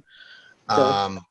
But, that's kind of where we're going with that. We're really trying to modernize government in terms of paperwork, whether it be online forms like we're doing for the digital submission, online permitting, et cetera, stuff like that. But, just that's some information. We just had our first working group meeting last week.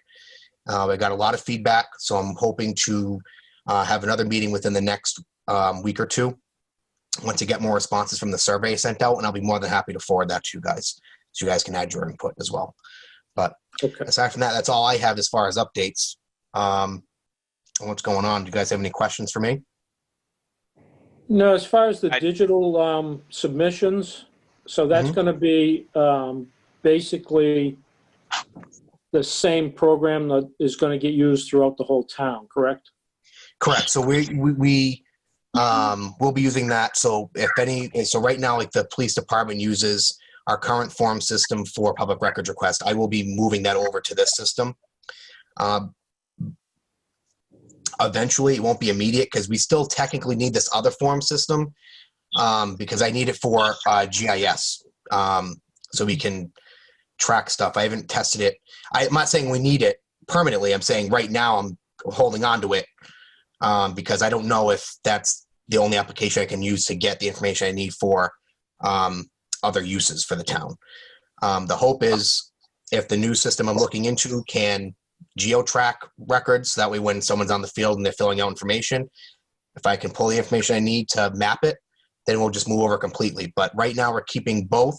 We're gonna kind of do I forget the word, like a crossover between the two. But yes, eventually, once I can get and find out if the new form system will allow me to do what I have to do for every use case, we will permanently move over to that system. The digital form submission is very easy. They fill out your name, your contact information, any subject, the department it's being sent to right now. It's all the regulatory boards and the Board of Health. That's in that list. They upload as many files. I think I have it set. I don't think I have a limit on files. It's just as many files as they need to send.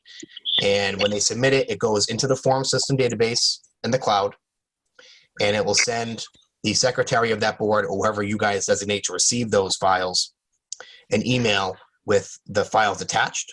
If the files so happen to be too big for our email system to store, there will also be direct links to the file on the cloud server, so you guys can download it that way. So there's kind of two ways to get those files in case the email system doesn't allow it to come through because of its size. And that's particularly why I'm going with this system, because it allows us to do that. So that works every department. Every department will send me who they want designated to receive that email. Usually by default, I'm making it the secretaries. And if you guys have any fields you guys want to add to the form itself for your department, you guys can let me know what you guys want those fields to be. For instance, if someone selects, I'm John Doe, here's my contact info, I'm sending files for this project I'm doing, and I click planning board, you can also have a set of fields show up asking for more information if you guys require it. It can be optional, it can be required, for whatever you need it for your records. But stuff like that is very easy to implement. It's easily changeable. So if you guys have any ideas as to any types of fields you guys want added in addition to the basic ones, let me know, and we can test it. Okay. Any other questions? Just the projector, you still have that on your radar? Yes. Right now, I'm really trying to not task Scott with a lot of work. No, I'm not saying that. I'm just saying it's on your radar. Yeah, it is on it. It is on both of our radars, and we are aware of it. And we're, like I said, I know Scott's very busy with, keeping everything sanitized and putting up shields and everything. So essentially, I'm just gonna, just until everyone's back to a normal pace, obviously, is when I plan on bringing that back up to him. Obviously, I don't want to put any burden on him or his team. Yeah, and we're not looking to put the burden on either. Yeah. Just want to make sure we're still in radar. Oh, yeah. Okay. Thank you, Caesar. Oh, no problem. Mark, did you want to The only other question yes, thank you. The only other thing that's not related to these, but we were talking about getting some sort of software. Software for transcription of meetings, as far as something to create the meeting minutes from. Is that something that maybe, I don't know if anyone else in the building uses one, or if you could recommend one, if we could get one? These are the questions. Yeah, that has been requested. I know I had a conversation with Terry about it in Arlana. I know if I remember maybe a year or two back, I've also been asked by a few other boards. Can't remember off the top of my head who they were. But I know it is something that boards are interested in. I can tell you that transcription softwares, while they are helpful, there is a set of requirements you guys and it's not and it's usually things out of your control or the environment per se. And this is probably something I'd have to work with Area 58 on. The biggest problem is, let's say if you guys have a digital recorder that picks up a lot of background noise, and that will make it a lot harder to transcript. So I'd have to work with Area 58 to see if they have equipment available to capture audio that restricts background noise. So that way the transcription software can very easily transcript it or do its best to transcript it. Something for like Zoom meetings is very easy because a lot of it can be transcribed. I'm pretty sure that maybe, I don't know, but there's probably a setting on here that allows it to be by live. But I believe Zoom offers transcripts for meetings based on like mine says Caesar Cloro, you have Charlie, and I think it does have the feature to pull transcripts of the meetings. Is that something you could check out for us and let us know how to do that? Yeah, I can check in on it and see if it's an available feature. Like I said, it is something departments are interested in. It is something I can definitely look at when obviously time is available. I'm not saying I'm going to look at it tomorrow. I will look at it as soon as I can. But it is, like I say, it does involve work from multiple departments / maybe even external company. The software exists. It's just a matter of finding the right product. It's a matter of finding the right equipment so that way the product works productively. And understand that we actually check all of them too. So I assume even if she had it, it's going to be, she's still going to go over it and read through it. And Correct. We're also going to. So if it's not 100% accurate right off the bat, I think that we're already going to comb over it. You're not going to find a software out there unless all of us talk very slowly like this and really pronounce our words. That's not going to happen. Clearly, especially if you're in a actual meeting room and having it recorded. So there is going to have to be some manual labor to going through that and correcting it. But it will definitely ease and speed up the process to meet whatever local bylaws we have and state regulations we have to follow. Not that I don't think we're breaking any, but it will definitely help. But there's a lot of stuff to consider, and you got to make sure you have the right equipment so it works effectively, because it's not going to do anyone any help if we get it and they spend more time correcting it than they would have just doing it themselves. If that makes sense. Yeah.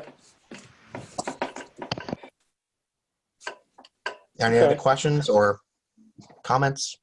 No, that's a lot for you to think of on the voice stuff, so thanks. No problem. I don't know if Carlos is on. If he is, not. He couldn't make the meeting tonight. I was going to ask if his email's working. I haven't heard from him. I'll shoot him a text. I'll just ask if it's working. If it isn't, I'll work on it. Okay. Why? Yeah, he hasn't been able to access. I don't know if he forgot his password or something like that. But it's probably an easy fix. It's probably just needs to be reset or whatever it is. Should be an easy fix though. I don't know if I don't know how is everyone's emails working? Are you guys able to access them? Are you guys finding it useful? Do you guys find anything that Office 365 offers you useful? Do you guys have any complaints about it? I just can't get it to work on my iPad. Are you using the Outlook app? Yeah. Okay. We can look at that. Okay. I mean, it works on the phone, but it's kind of small print. Yeah, next time I'm in, I'll let you know. Okay. Ahead of time. All right. Sounds good. And we can try to look at that. Yeah, that's all I have. But what I'll do is I'll if you want, I can give you guys an update in a couple weeks to find out where we are with equipment as far as being returned. Okay. And we can let you guys make a decision then. All or right. continued decision. Yeah, I mean, we're not looking to spend a ton of money on it. You know, if we got something that's coming back or whatever, that's fine.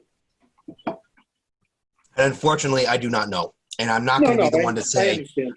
And I certainly am not going to be the one to say to people, "Where's my laptop?" Yeah. So I'm like I said, I know people are still worried about coming in the office or going out in public, and I know people still want to work from home. So I'm not going to sit there and make a case that we need devices back because they have to do their jobs. That's what the taxpayers are paying them to do. Exactly. All right. Well. Okay. Thank you. No problem. Thanks, Cesar. Thank you. No problem. Let me know if you guys have anything else. Okay. You guys have my number. Okay. And sorry for being late. I learned my lesson. Never update when I have a meeting. We weren't ready for you until you came on. All right. Awesome. See ya. Okay. Have a nice weekend. You too. You too.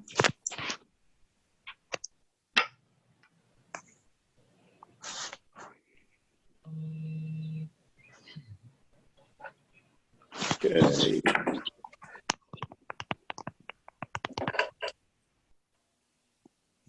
So did we create the policy for the public document request? Say that again. Did we want? Did we make a motion? No, I don't believe that we did anything to change any policy. I think all we did was approve that letter. Yeah. So the question was, do we want to vote in a policy for the public document requests that Joanne would send out the request, we would check our emails, get back whether or not we have anything? Does anybody else have a policy that we can look at so that we're not just winging it and then wishing we had other things in there or whatever? Well, I mean, this is like one step. Just so, I wanted everybody to understand how it was working, that it's up to us to search our own emails. Ooh. I don't know if anybody knew that before.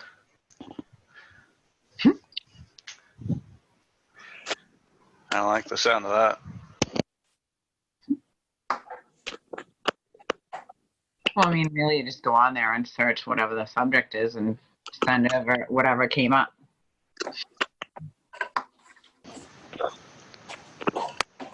Yeah, my only issue is if we're trying to determine what a timely manner is, I don't check these. All of this stuff goes to one email, if you know what I mean. So I don't check this daily or anything. So I wouldn't want to put a tight restriction as far as making sure that we check this email every I don't know. I wouldn't want to do it unless it was at least a few days. I'm 100% on board with you. Well, we're not going I don't away think we're for a looking, weekend. I'm not checking this stuff. We're not necessarily putting a time frame on it. What I'm saying is for everybody to understand, it's your duty to look up these emails and then answer back whether or not you have something. Just so that we know, okay, everybody did look at it. Everybody has answered one way or the other.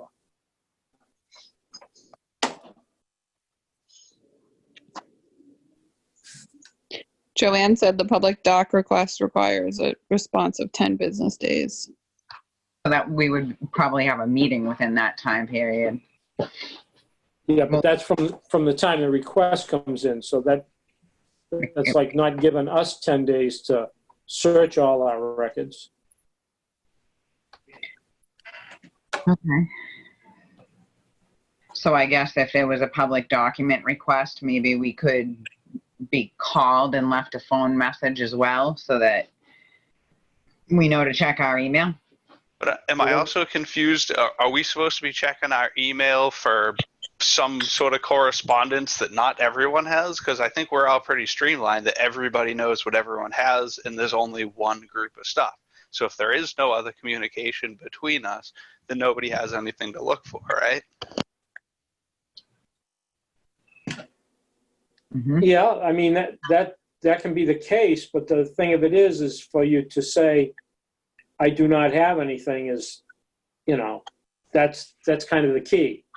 I don't have anything extra, Can I do like a cast off, like forever? I do not have any, because I won't. I barely check the one that I got.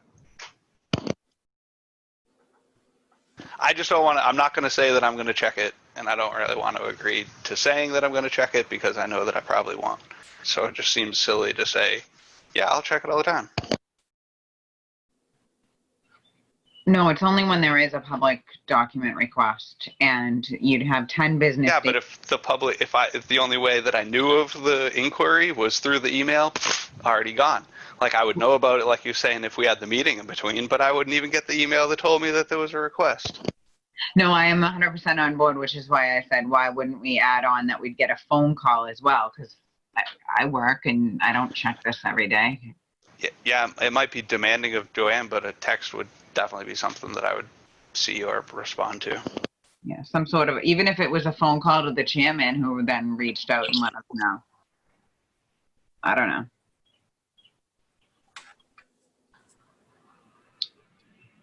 Do you have a suggestion on? So can we change the policy that we get 14 days, which guarantees that we get a meeting? That sounds actually better. I don't think we can change state law. Yeah, we can. I've seen that thing. How a bill? Yeah, I remember that. Why don't you set that in motion, Mark? While you're away for the weekend. I'm right behind you. Let me know. Let me know what we have to do. Yeah, I don't know. I don't know what to do because I'm not going to agree to it because I probably won't do it. So I like Amy's idea of if Joanne lets Gordon know, because they seem to be in the most contact, obviously, because he's the chairman. And if there's something, a public request, document request, he can reach out to us or shoot us a text or whatever the situation to just say, hey, check your email. We got a request. If Gordon's willing to deal with that extra. Well, it would be the chairman's responsibility forever, whoever it may be. Right, whoever it is. So you want to make or that I'd have policy. to fire. Well, I didn't hear what you said, Mark.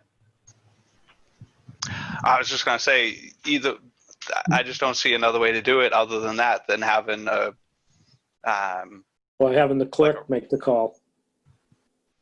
Ooh, that's not a good idea. That guy doesn't even check his email.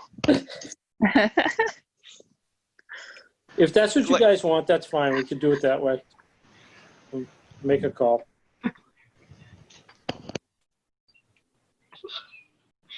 I'm finding this humorous.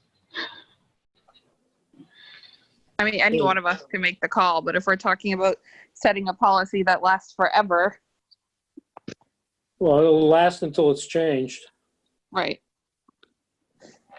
Why don't we just, for now, lay it on Gordon? Sorry, Gordon. Or we could put it on the... I don't care. Make it to the chairman, that's fine. The newest member. So we're beating another dead horse here. I'd do it. I would have no problem doing it. I'm just saying, if Gordon's trying to make a policy, I mean, you can make the policy that the newest member is the one who alerts everybody. That's fine. How about we just be simple, and if we get a public doc request, Joanne will call Gordon and let us know, let him know so that he can let each one of us know to check our email. And it's just because it's the chairman. Did I say that with names, or did I say it correctly so that it would be the procedure? So the secretary of the is that a motion? I'll make a motion. The secretary, the process will be that the secretary of the planning board will send the public document request and start the 10-day businesses. But on that second that she sends it, she'll call the chairman, whoever that is, and the chairman will reach out individually to let us know that we need to check our email. Or we could even just do it that, the chairman calls the clerk, and then the clerk calls, you know what I mean, and go on like that. Oh, jeez. All right. Well, you know, And you guys really can't just check your email like every Friday before the weekend or every Friday morning, or because then, I mean, it's not going to take you 10 days to find the information. If there is anything, like Mark said, 99% of the time we all have the same emails and it doesn't even matter. It just seems crazy because we've also, I don't know if we've ever come up with this. So like, how many times is this going to happen? Like, do we have to, if you know what I mean? Like I the think this is the information second request? This is the second or third request we've had, so. All right. So is that the policy? Got to move this horse on to the next one. Yep. I say no policy, but that's my thing. Well, if there's no policy, then you have to check your email. Yep, that's what I'm saying. If there's no policy, the chance of that coming up and there be an issue and me not checking my email is so slim that I would definitely say that we'd be fine. I mean, at this point, Gordon, if we all respond, can Joanne just let you know if we're coming up on the 10 days and somebody hasn't? Like, say we're at day 8 and Mark hasn't checked his email, can she just reach out to Mark and say, hey, listen, everybody else on the board has responded to this. Just want to make sure you saw it? Yeah. Instead of doing this whole intertwining thing, we can just make a policy that by day 8, if Joanne hasn't heard from somebody, she'll reach out either via phone or text message, and that still gives that person 2 days to get anything over to Joanne that needs to be sent over. Agreed. And I'll try to read the email once a week. Okay. Motion? Oh, geez, that's a big motion. I motion that Joanne will reach out to any the secretary? board member. Yes, sorry. I motion that the secretary will reach out to any board member by day 8 of a public record request that has not been acknowledged by that board member, either via text or phone, another form other than email, to make sure they have 2 days to get any information over so we can respond within the 10 days. Okay, have a motion. Is there a second? I'll second. All in favor? Aye. Aye. Aye. Aye. Okay.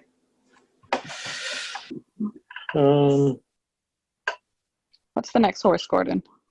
Yeah.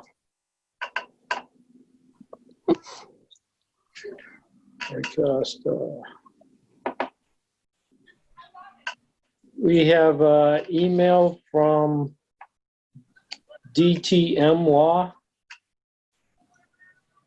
which is about the public doc request. Does anybody have that? They can read into the minutes.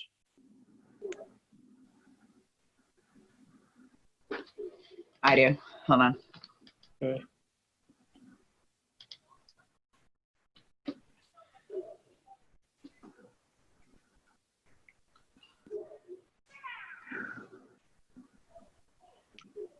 This is where the agenda comes in.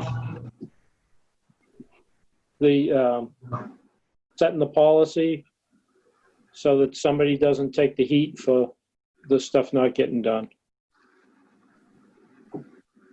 I'm trying to find it. Okay. I don't know if I do have it, actually. I'm sure Joanne sent it. She's been sending us everything. I'm looking for the number. Hold on. Thank you. She did it by number. All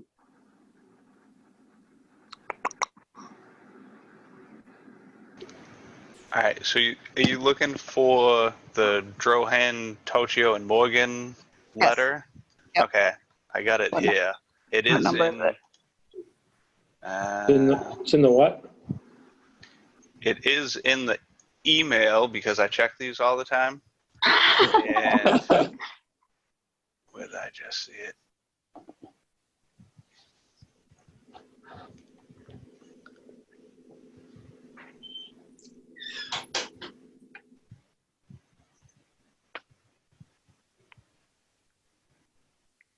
There was a lot of stuff today. That's why I'm having a hard time finding it. Yeah.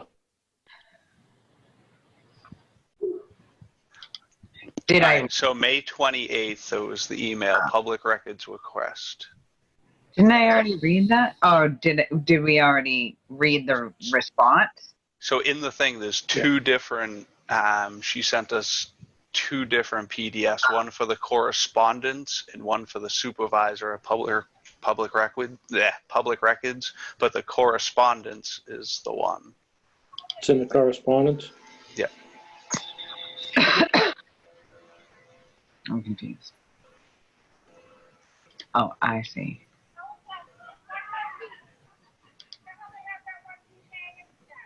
Oh, geez, there's a lot of stuff. I found it. I just found it too. Where'd you find it under? On that May 28th email that Mark had said from Joanne, and it's a correspondence. 2:49 p.m.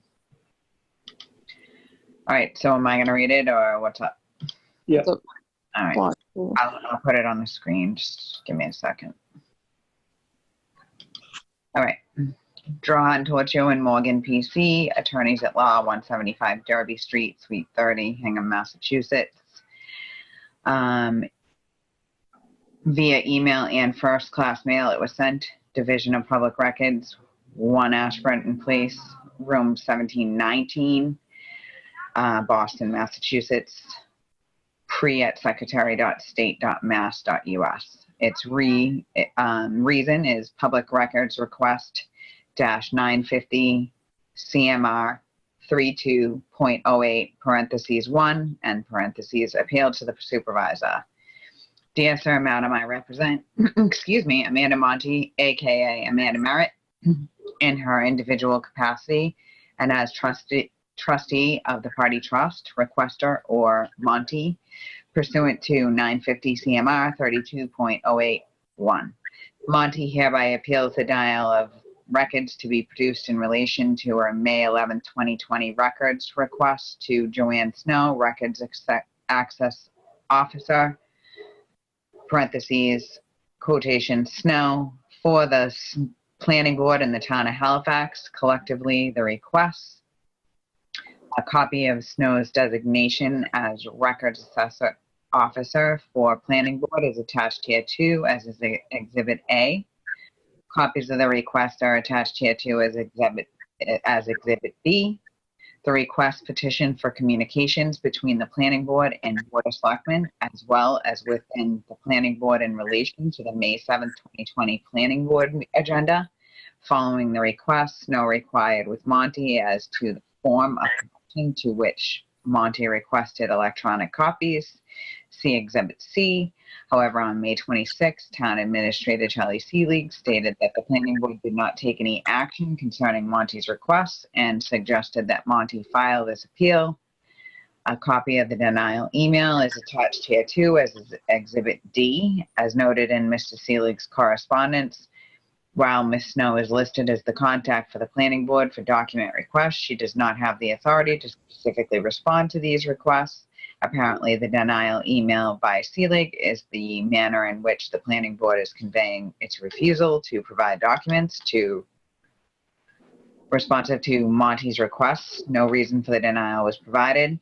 Accordingly, pursuant to 950 CMR 32.081, Monti hereby appeals the refusal to produce records of the Town of Halifax Planning Board. The Planning Board, without reason, failed to produce any records. The Planning Board further failed to identify any records categories or records or portions of records that the agency or municipality intended to withhold or provide the specific reasons for such withholding, as required under 950 CMR 32.063. Additionally, Snow is the designated records access officer, which requires her, not Town Administrator Seelig, to perform certain duties, including coordinating a response to requests for access to public records. See Public Records Law, MGL C66, Section 6A. These above actions are in violation of the MGL C66, A sequence, and 950 RCMR 32.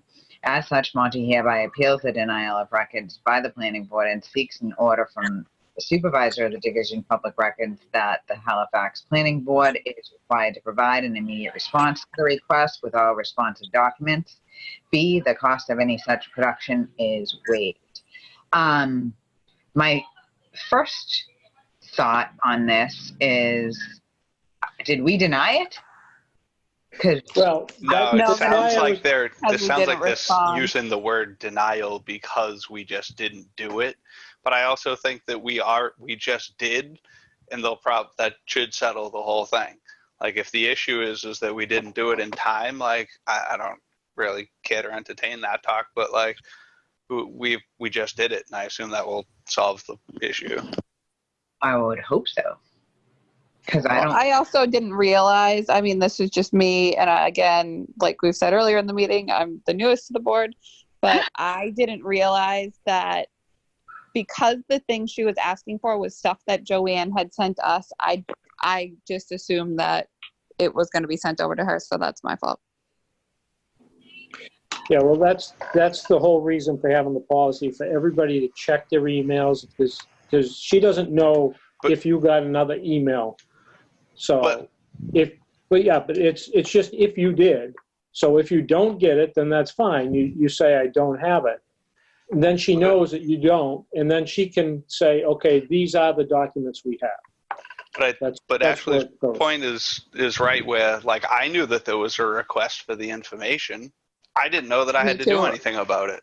Me So, either. like, I think that's really was the issue. It wasn't that we were trying to delay it or not do it. I don't think any of us realized that we had to because we hadn't dealt with it. So now that we all know of it, it's a total different issue. It was just something that we hadn't seen before. So again, I think we were all aware of it, weren't aware of the actions required. Right. So we're trying to move forward to be proactive and do the things we need to do, and I think that's what we're in the process of doing. Yeah, and I think people got to understand that there are certain things that are going to pop up that we haven't seen yet, and maybe we don't do it that good the first time, but we're going to get better. Right. Okay, so that was that. Well, the letter from Charlie really was a little bit uncalled for in the way that it says that we didn't engage in, like maybe somebody should have told us that we had a certain 10 days. I mean, he's sitting on the meeting, and if he knows that we have 10 days to respond, he might want to tell us that or something like that. But obviously all of us are sitting here stating, but to throw us under the bus to... No. Well, it might have been Wait a minute. Slow down. It's not his responsibility to inform us of everything that we have to do. We are a board, and that's why when we find something, we're being proactive. We're doing what we need to. We're finding out what we have to do, and that's where it's going. It's not somebody else's fault for not saying something Right, to us. but in his letter, he took it upon himself to answer. No, I think what happened was she reached out to him because she didn't get a response, is my interpretation of the situation. No, the letter from Charlie was in response to the attorney's letter, which was basically throwing Joanne under the bus. And it's not her responsibility, it's our responsibility. So Right. she does what we tell her to do. So if we don't answer, she can't move forward.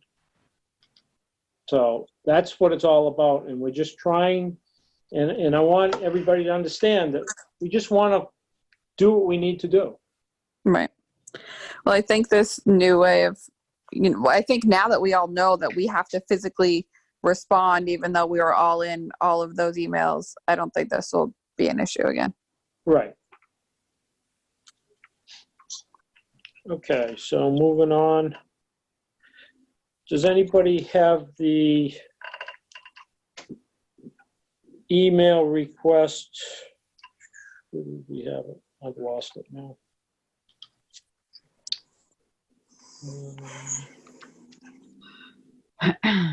For Sharon Travers, 20 Gold Street. there was something in the chat about putting it on the next agenda. Am I wrong? Where is that? It says in the chat. It's on discussion for tonight. From Sharon. Oh, I'd like to the Gold Street item to the next planning board meeting. When was Does that? that mean we're not talking about it tonight? 8:04. Huh? I don't know. I'm just telling you that I saw something in the chat window that said that Sharon Tavares said to everybody, I'd like to Gold Street item to the next planning board meeting. Was the chat? Right, it's if you look in the black bar, there's like participants and chat. If you click chat, it'll expand to the right. And then if you can scroll through, and if you look at like the timestamp for 8:04, that's when she said it.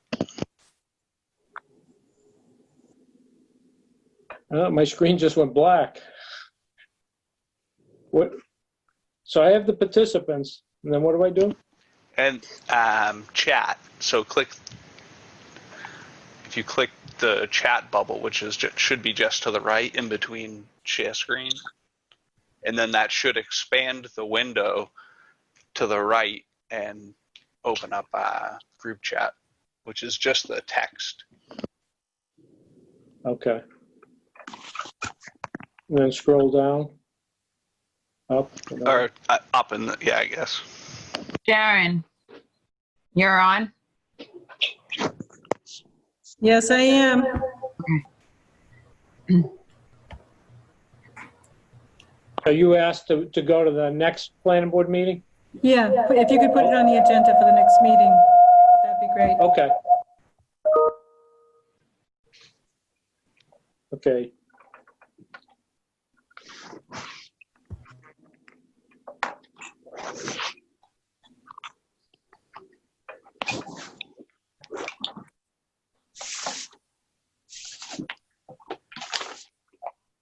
Do you want to read in that, the email, and then that'll tell everybody what it's about? Because I had spoken to Larry Mayo about our agenda. Okay. What he said was, in order to put stuff on the agenda, we should put, if there's an address on there, we should have enough information so the average person could take a look at the agenda and have a rough idea of what it is we're going to talk about with that property. Okay. So, So if you read that in, then I think it should say in that email. The email from Sharon? What it pertains to, yeah. Okay. All right, hold on.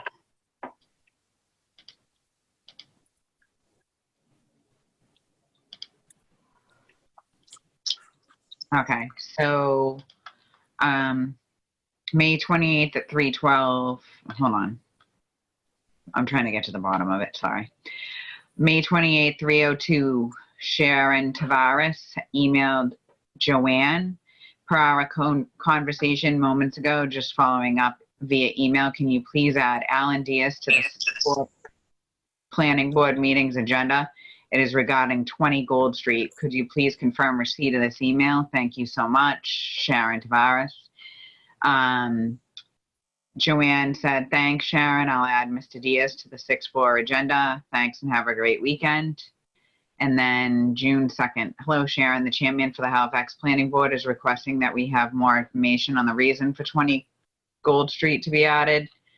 And it says this is related to Pine Street North, which I believe is also on the agenda. Would you know when the proposed agenda for the 6-4 meeting will be available?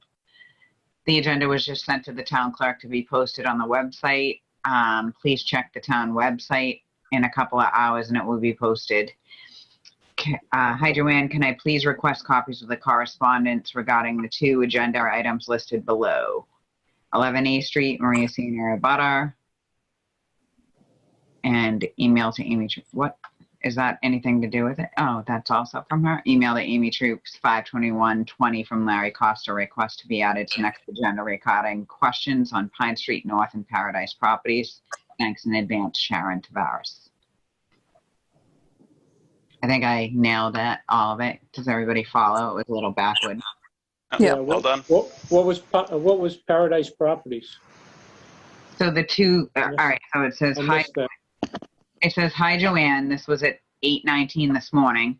Hi, Joanne. Can I please request copies of the correspondence regarding the 2 agendas items listed below. 11 A Street dash Maria Sina, a butter, request to Gordon R. Andrews for discussion, and another dot, email to Amy Troop, 52120 from Larry Costa, request to be added to next agenda regarding questions on Pine Street North and Paradise properties. Thanks in advance. Sharon Tavares. Okay. And then that also brings me back to 11 A Street. Maria Sina was asking to be put on because that has to do with, she's getting flooded, so.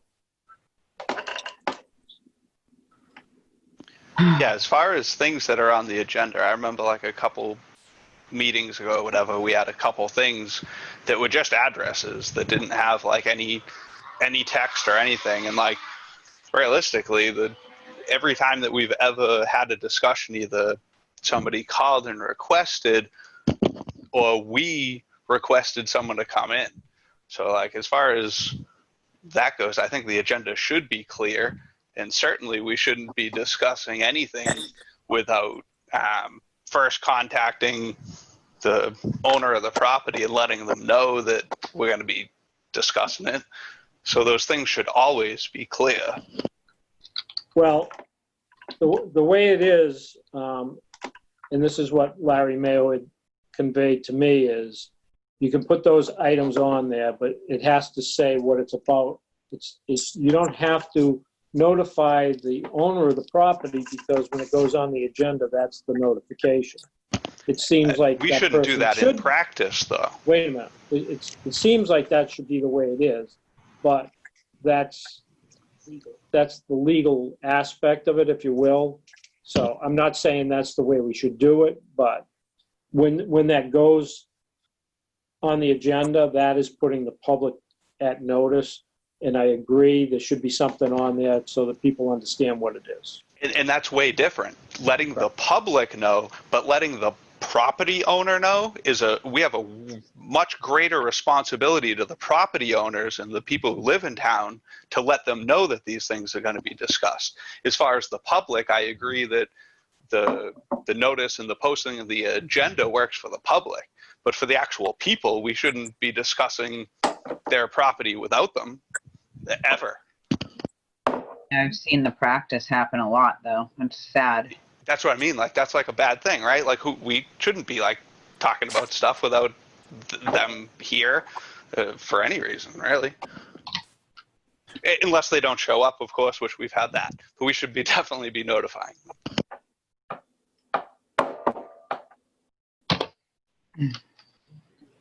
I would agree. I think the property owner should know for sure. Yeah, I mean, right. I agree. That's. I'd want to know if somebody was talking about my house. So. Yeah, exactly. Like I couldn't even see how the people would feel comfortable knowing that we were having discussions about their stuff without them. Like just seems so weird. I agree.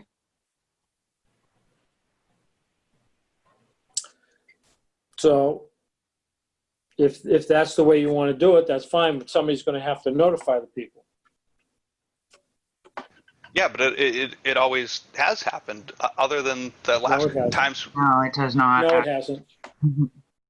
As far as when we want to discuss something, we request that a letter is sent. That's always how we've done it.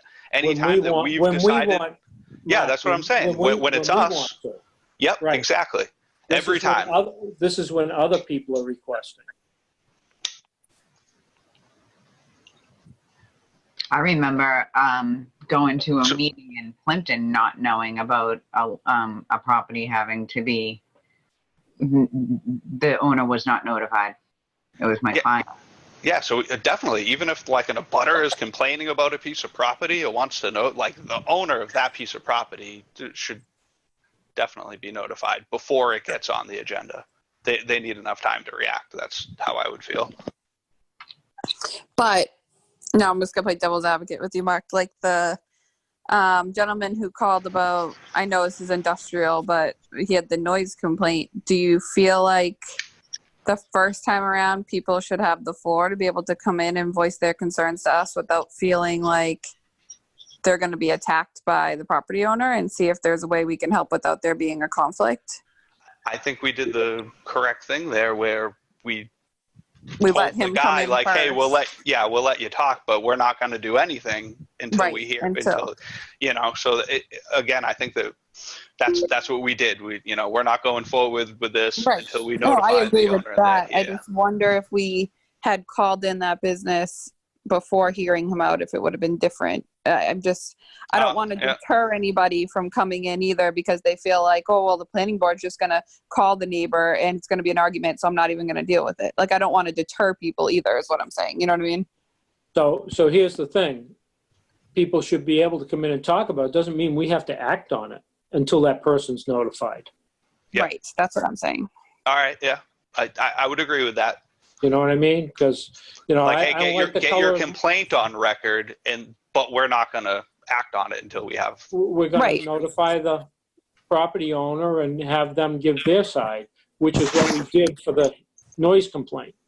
Right. It's like it's like a mediation kind of like, thank you for coming and we appreciate you coming to us for help, and we need to, now bring in the property owner to hear what they have a thought and see if we can come to a conclusion.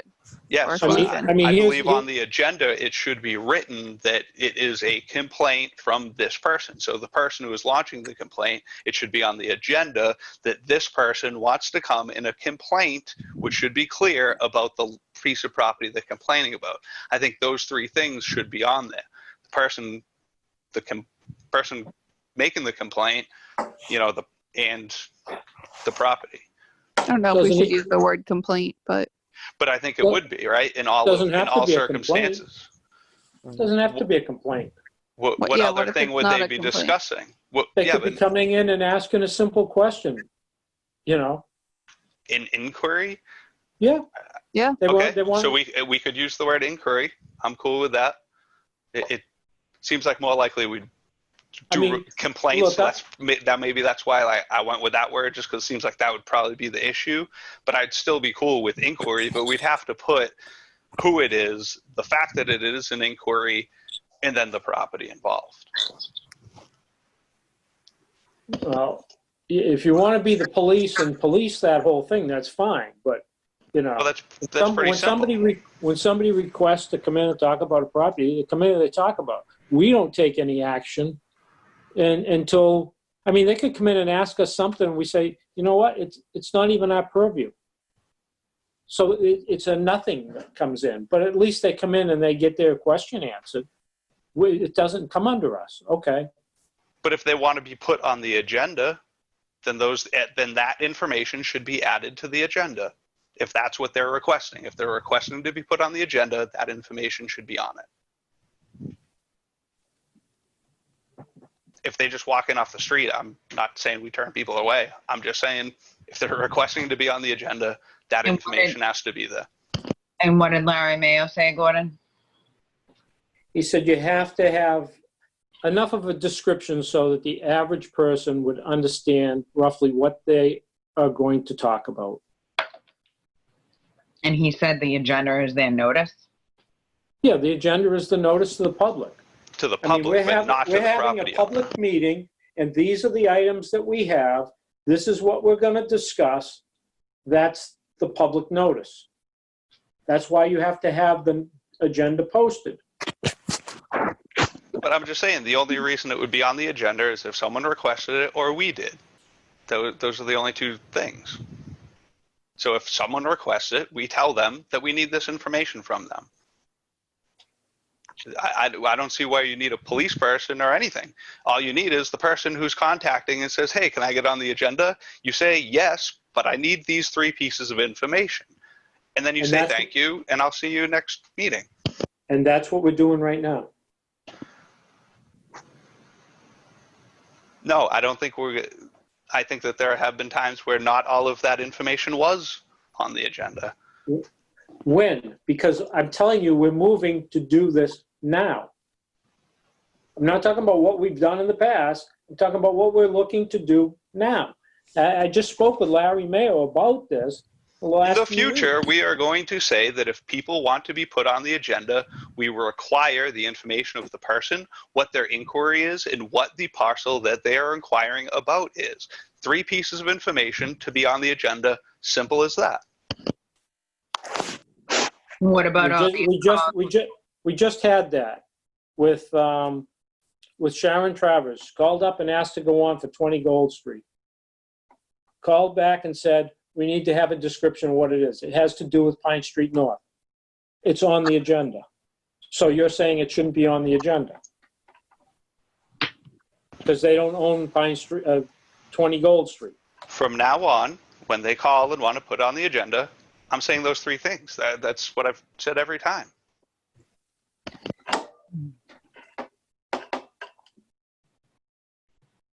Does anyone disagree with that going forward, that we should do that?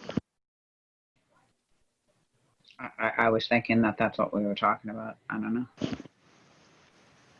Yeah, I'd make a motion that from now on, if someone would like to get on the agenda to discuss a piece of property, the information that we would require would be the resident's name, the reason for the inquiry, and the location of the property to be inquired on. What if they're not a resident? That's my motion.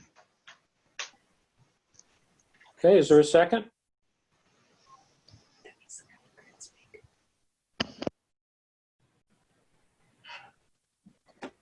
Well, I don't hear a second on that.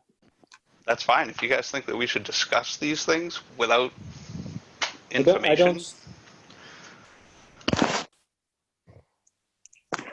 I don't think you can put it down as it's got to be a resident.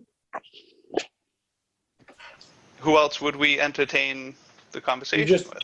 You just had Larry Coster on there. Yeah, he's a representative. It's the same thing. When you're an agent of, that's the same thing. We know how that works. You might own a property.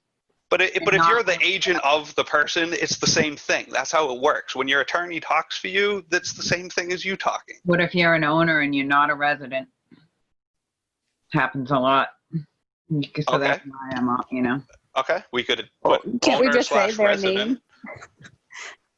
Can't we just say name, address, address you're inquiring about and reason why, or some kind of... That's fine. Well, if we're going to do that, can we have everybody who's on this meeting right now not be able to have Citizen, iPad, and, 781-248-4678 or iPhone? Like, can we have, who is it? No, because I feel like if we were in person, I mean, we would sign, you know what I mean? Like anybody could walk into the town hall, whether you live here or not, and sit in a meeting, or I could go to a Plimpton meeting, or obviously not right now with COVID, but in general, I could go to another town meeting and sit there and listen and hear what they have to say and not have to say, I live in Halifax. Yeah, but it would be not a black screen with just a who is it? Right, but they wouldn't know who I was. They wouldn't be like, hey, you don't look familiar. Yeah, anybody can be there. No, I understand that, but it's a little, I'm leaving my video on so that unless I had my dog coming over, and I think I talked to her while you were on the phone. But anyways, I try to be transparent so people can see me, because a lot of times when you're talking, you get a lot more across from seeing somebody's eyes and facial expressions than when you don't. I think that anybody could sit on these calls, and it doesn't matter whether they want to say they're here or not, but I think if somebody wants to address the board, they should have to say who they are and where they're, just like when we do at our meetings, you stand up, you say, I'm so-and-so at this address, or whatever the situation.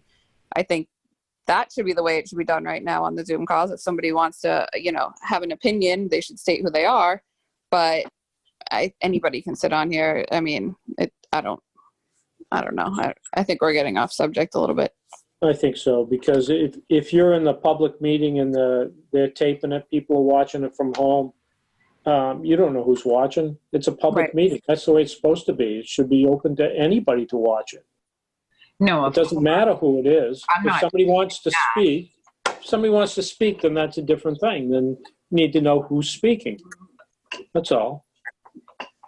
But I think we're rolling a little off So I think what we need to get back to is the fact that Larry Mayo on our agenda wants the name of the person requesting, the resident address, and the reason for wanting to be on the agenda, whether it's an inquiry or a complaint or whatever the situation. It doesn't need to be a long-winded thing on the agenda for Joanne, but it could just say, you know, my name is requesting information about this property, or I want to be put on the agenda because of this property, because I have a complaint, or because I have an inquiry, or because I have whatever. Well, you know. no, what he said was, I mean, you don't have to have a name on there, but there has to be a reason why this is going to be talked about. Why wouldn't we have a name? Aren't they going to come out to the meeting? Yeah, they might be coming to the meeting. Well, to be put on the agenda, we should have someone's name there, no? So we know who we're talking to. Yeah, because otherwise then we're just adding things on there like that shows that there's an official reason to be talking about it. Well, all I'm telling you is what he said the law was, you know. So, what we're trying to do is we try to put somebody's name on there, the property address, and briefly what it's going to be talked about, so that people have an idea of what's going to be talked about. Right. I agree with that. All right, so we'll move on from there.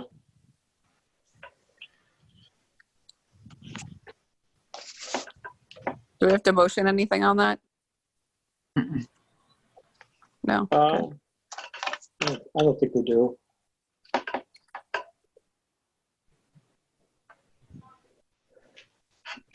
All right, did anybody have any questions about any of the notices from the other towns or anything? No. We did the signatures. No unscheduled business.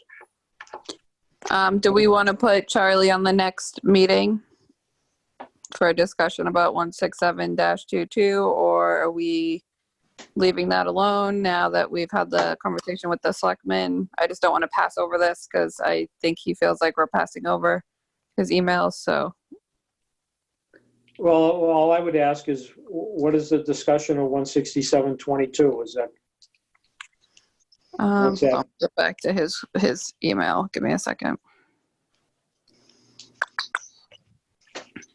Are we going back over the same thing? Because, I mean, if it's going to be about Amanda Estates, then I'm off the...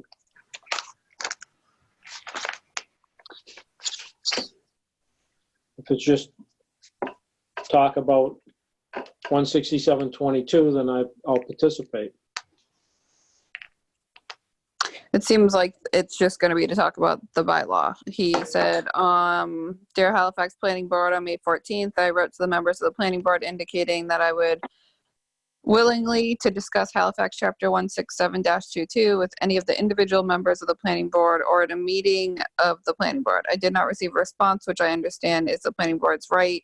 Today, I'm asking to be placed on the agenda of a meeting of the planning board, so I can hear what the members have to say about Halifax Chapter 167-22. I understand the planning board can decide not to make an appointment for me to meet with the planning board, and that the decision is freely made by planning board members. Sincerely yours, Charlie Seig, Town Administrator. Yeah, if he wants to come and talk, definitely open to that. I feel like we should put anybody on our agenda who wants to talk, because that's what we were saying to the selectmen, and that just is what it is. So we want to see if Charlie's there, if he wants to participate tonight or another night. Charlie, If he wants to get thrown on the agenda, and then we can handle it that way. I'm fine either way. As I mentioned in the email, I'm actually more interested in listening than talking about it.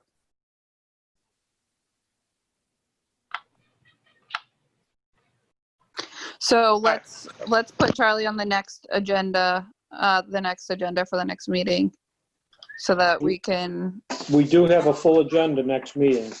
So do you want to go for the first one in July? Yeah, that'd be a good one. I think. Are we going to have a meeting July 2nd? That's going to be a tough one. I'm not planning on going away. I was gonna say I'm not going anywhere, so I don't have a problem with it. I'll be here. I'm not gonna be here that week. Mark, are you going to be here? Yeah, month away. We'll see. Okay, so do you want to, Charlie, what's your thoughts? I'm fine for waiting until even the 16th. I don't think it's a great degree of urgency, so. No. Okay. 16th. So let's put Charlie on the agenda for July 16th. What is your reasoning for wanting to talk about it with us, Charlie? Well, as I mentioned in my email, I actually said I wanted to listen.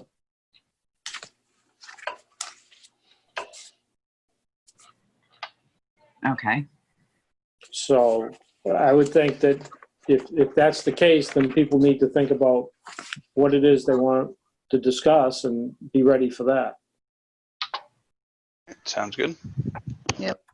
So we'll put Charlie on the agenda for July 16th to discuss 167-22.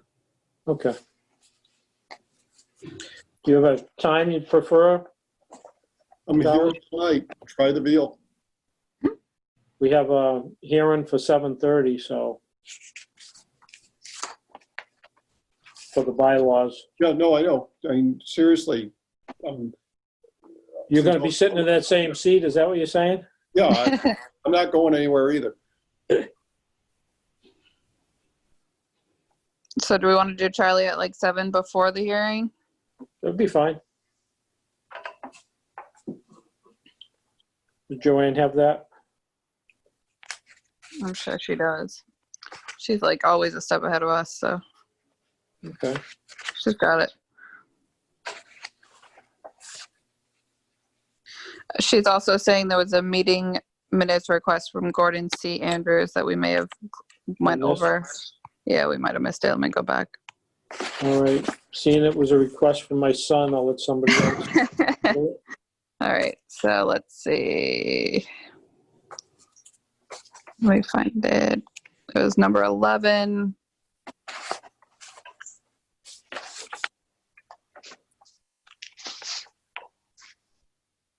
I might ask her if we missed anything else. My sheet's No looking worries. messy here.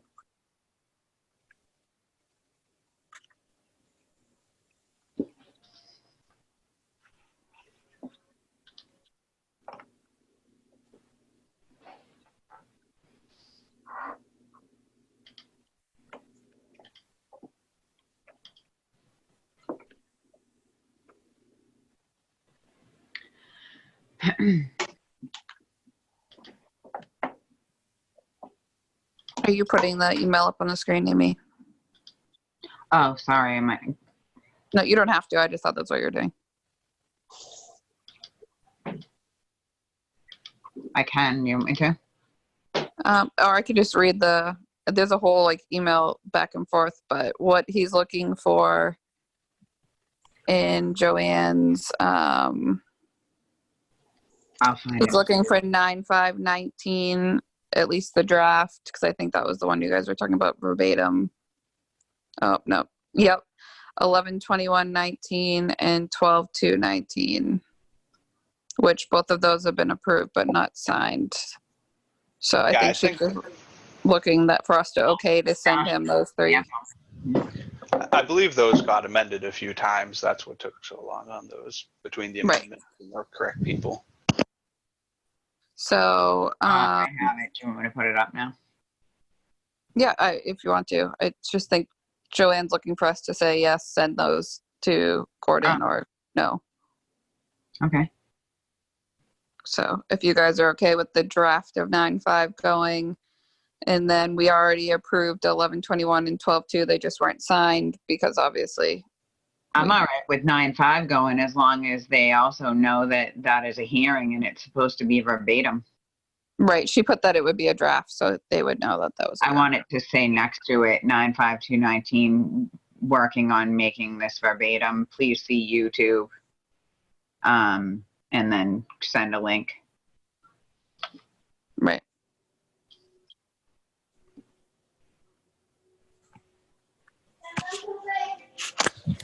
If she can add that, then that would be great.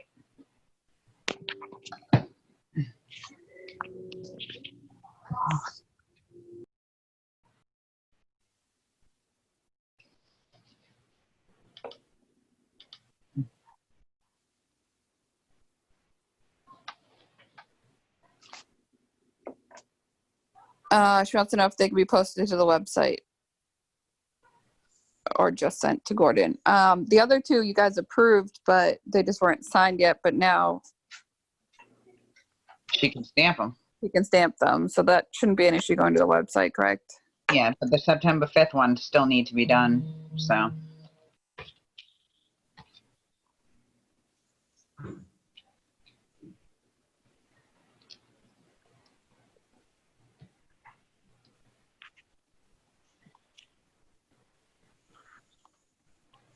Mark, you have anything?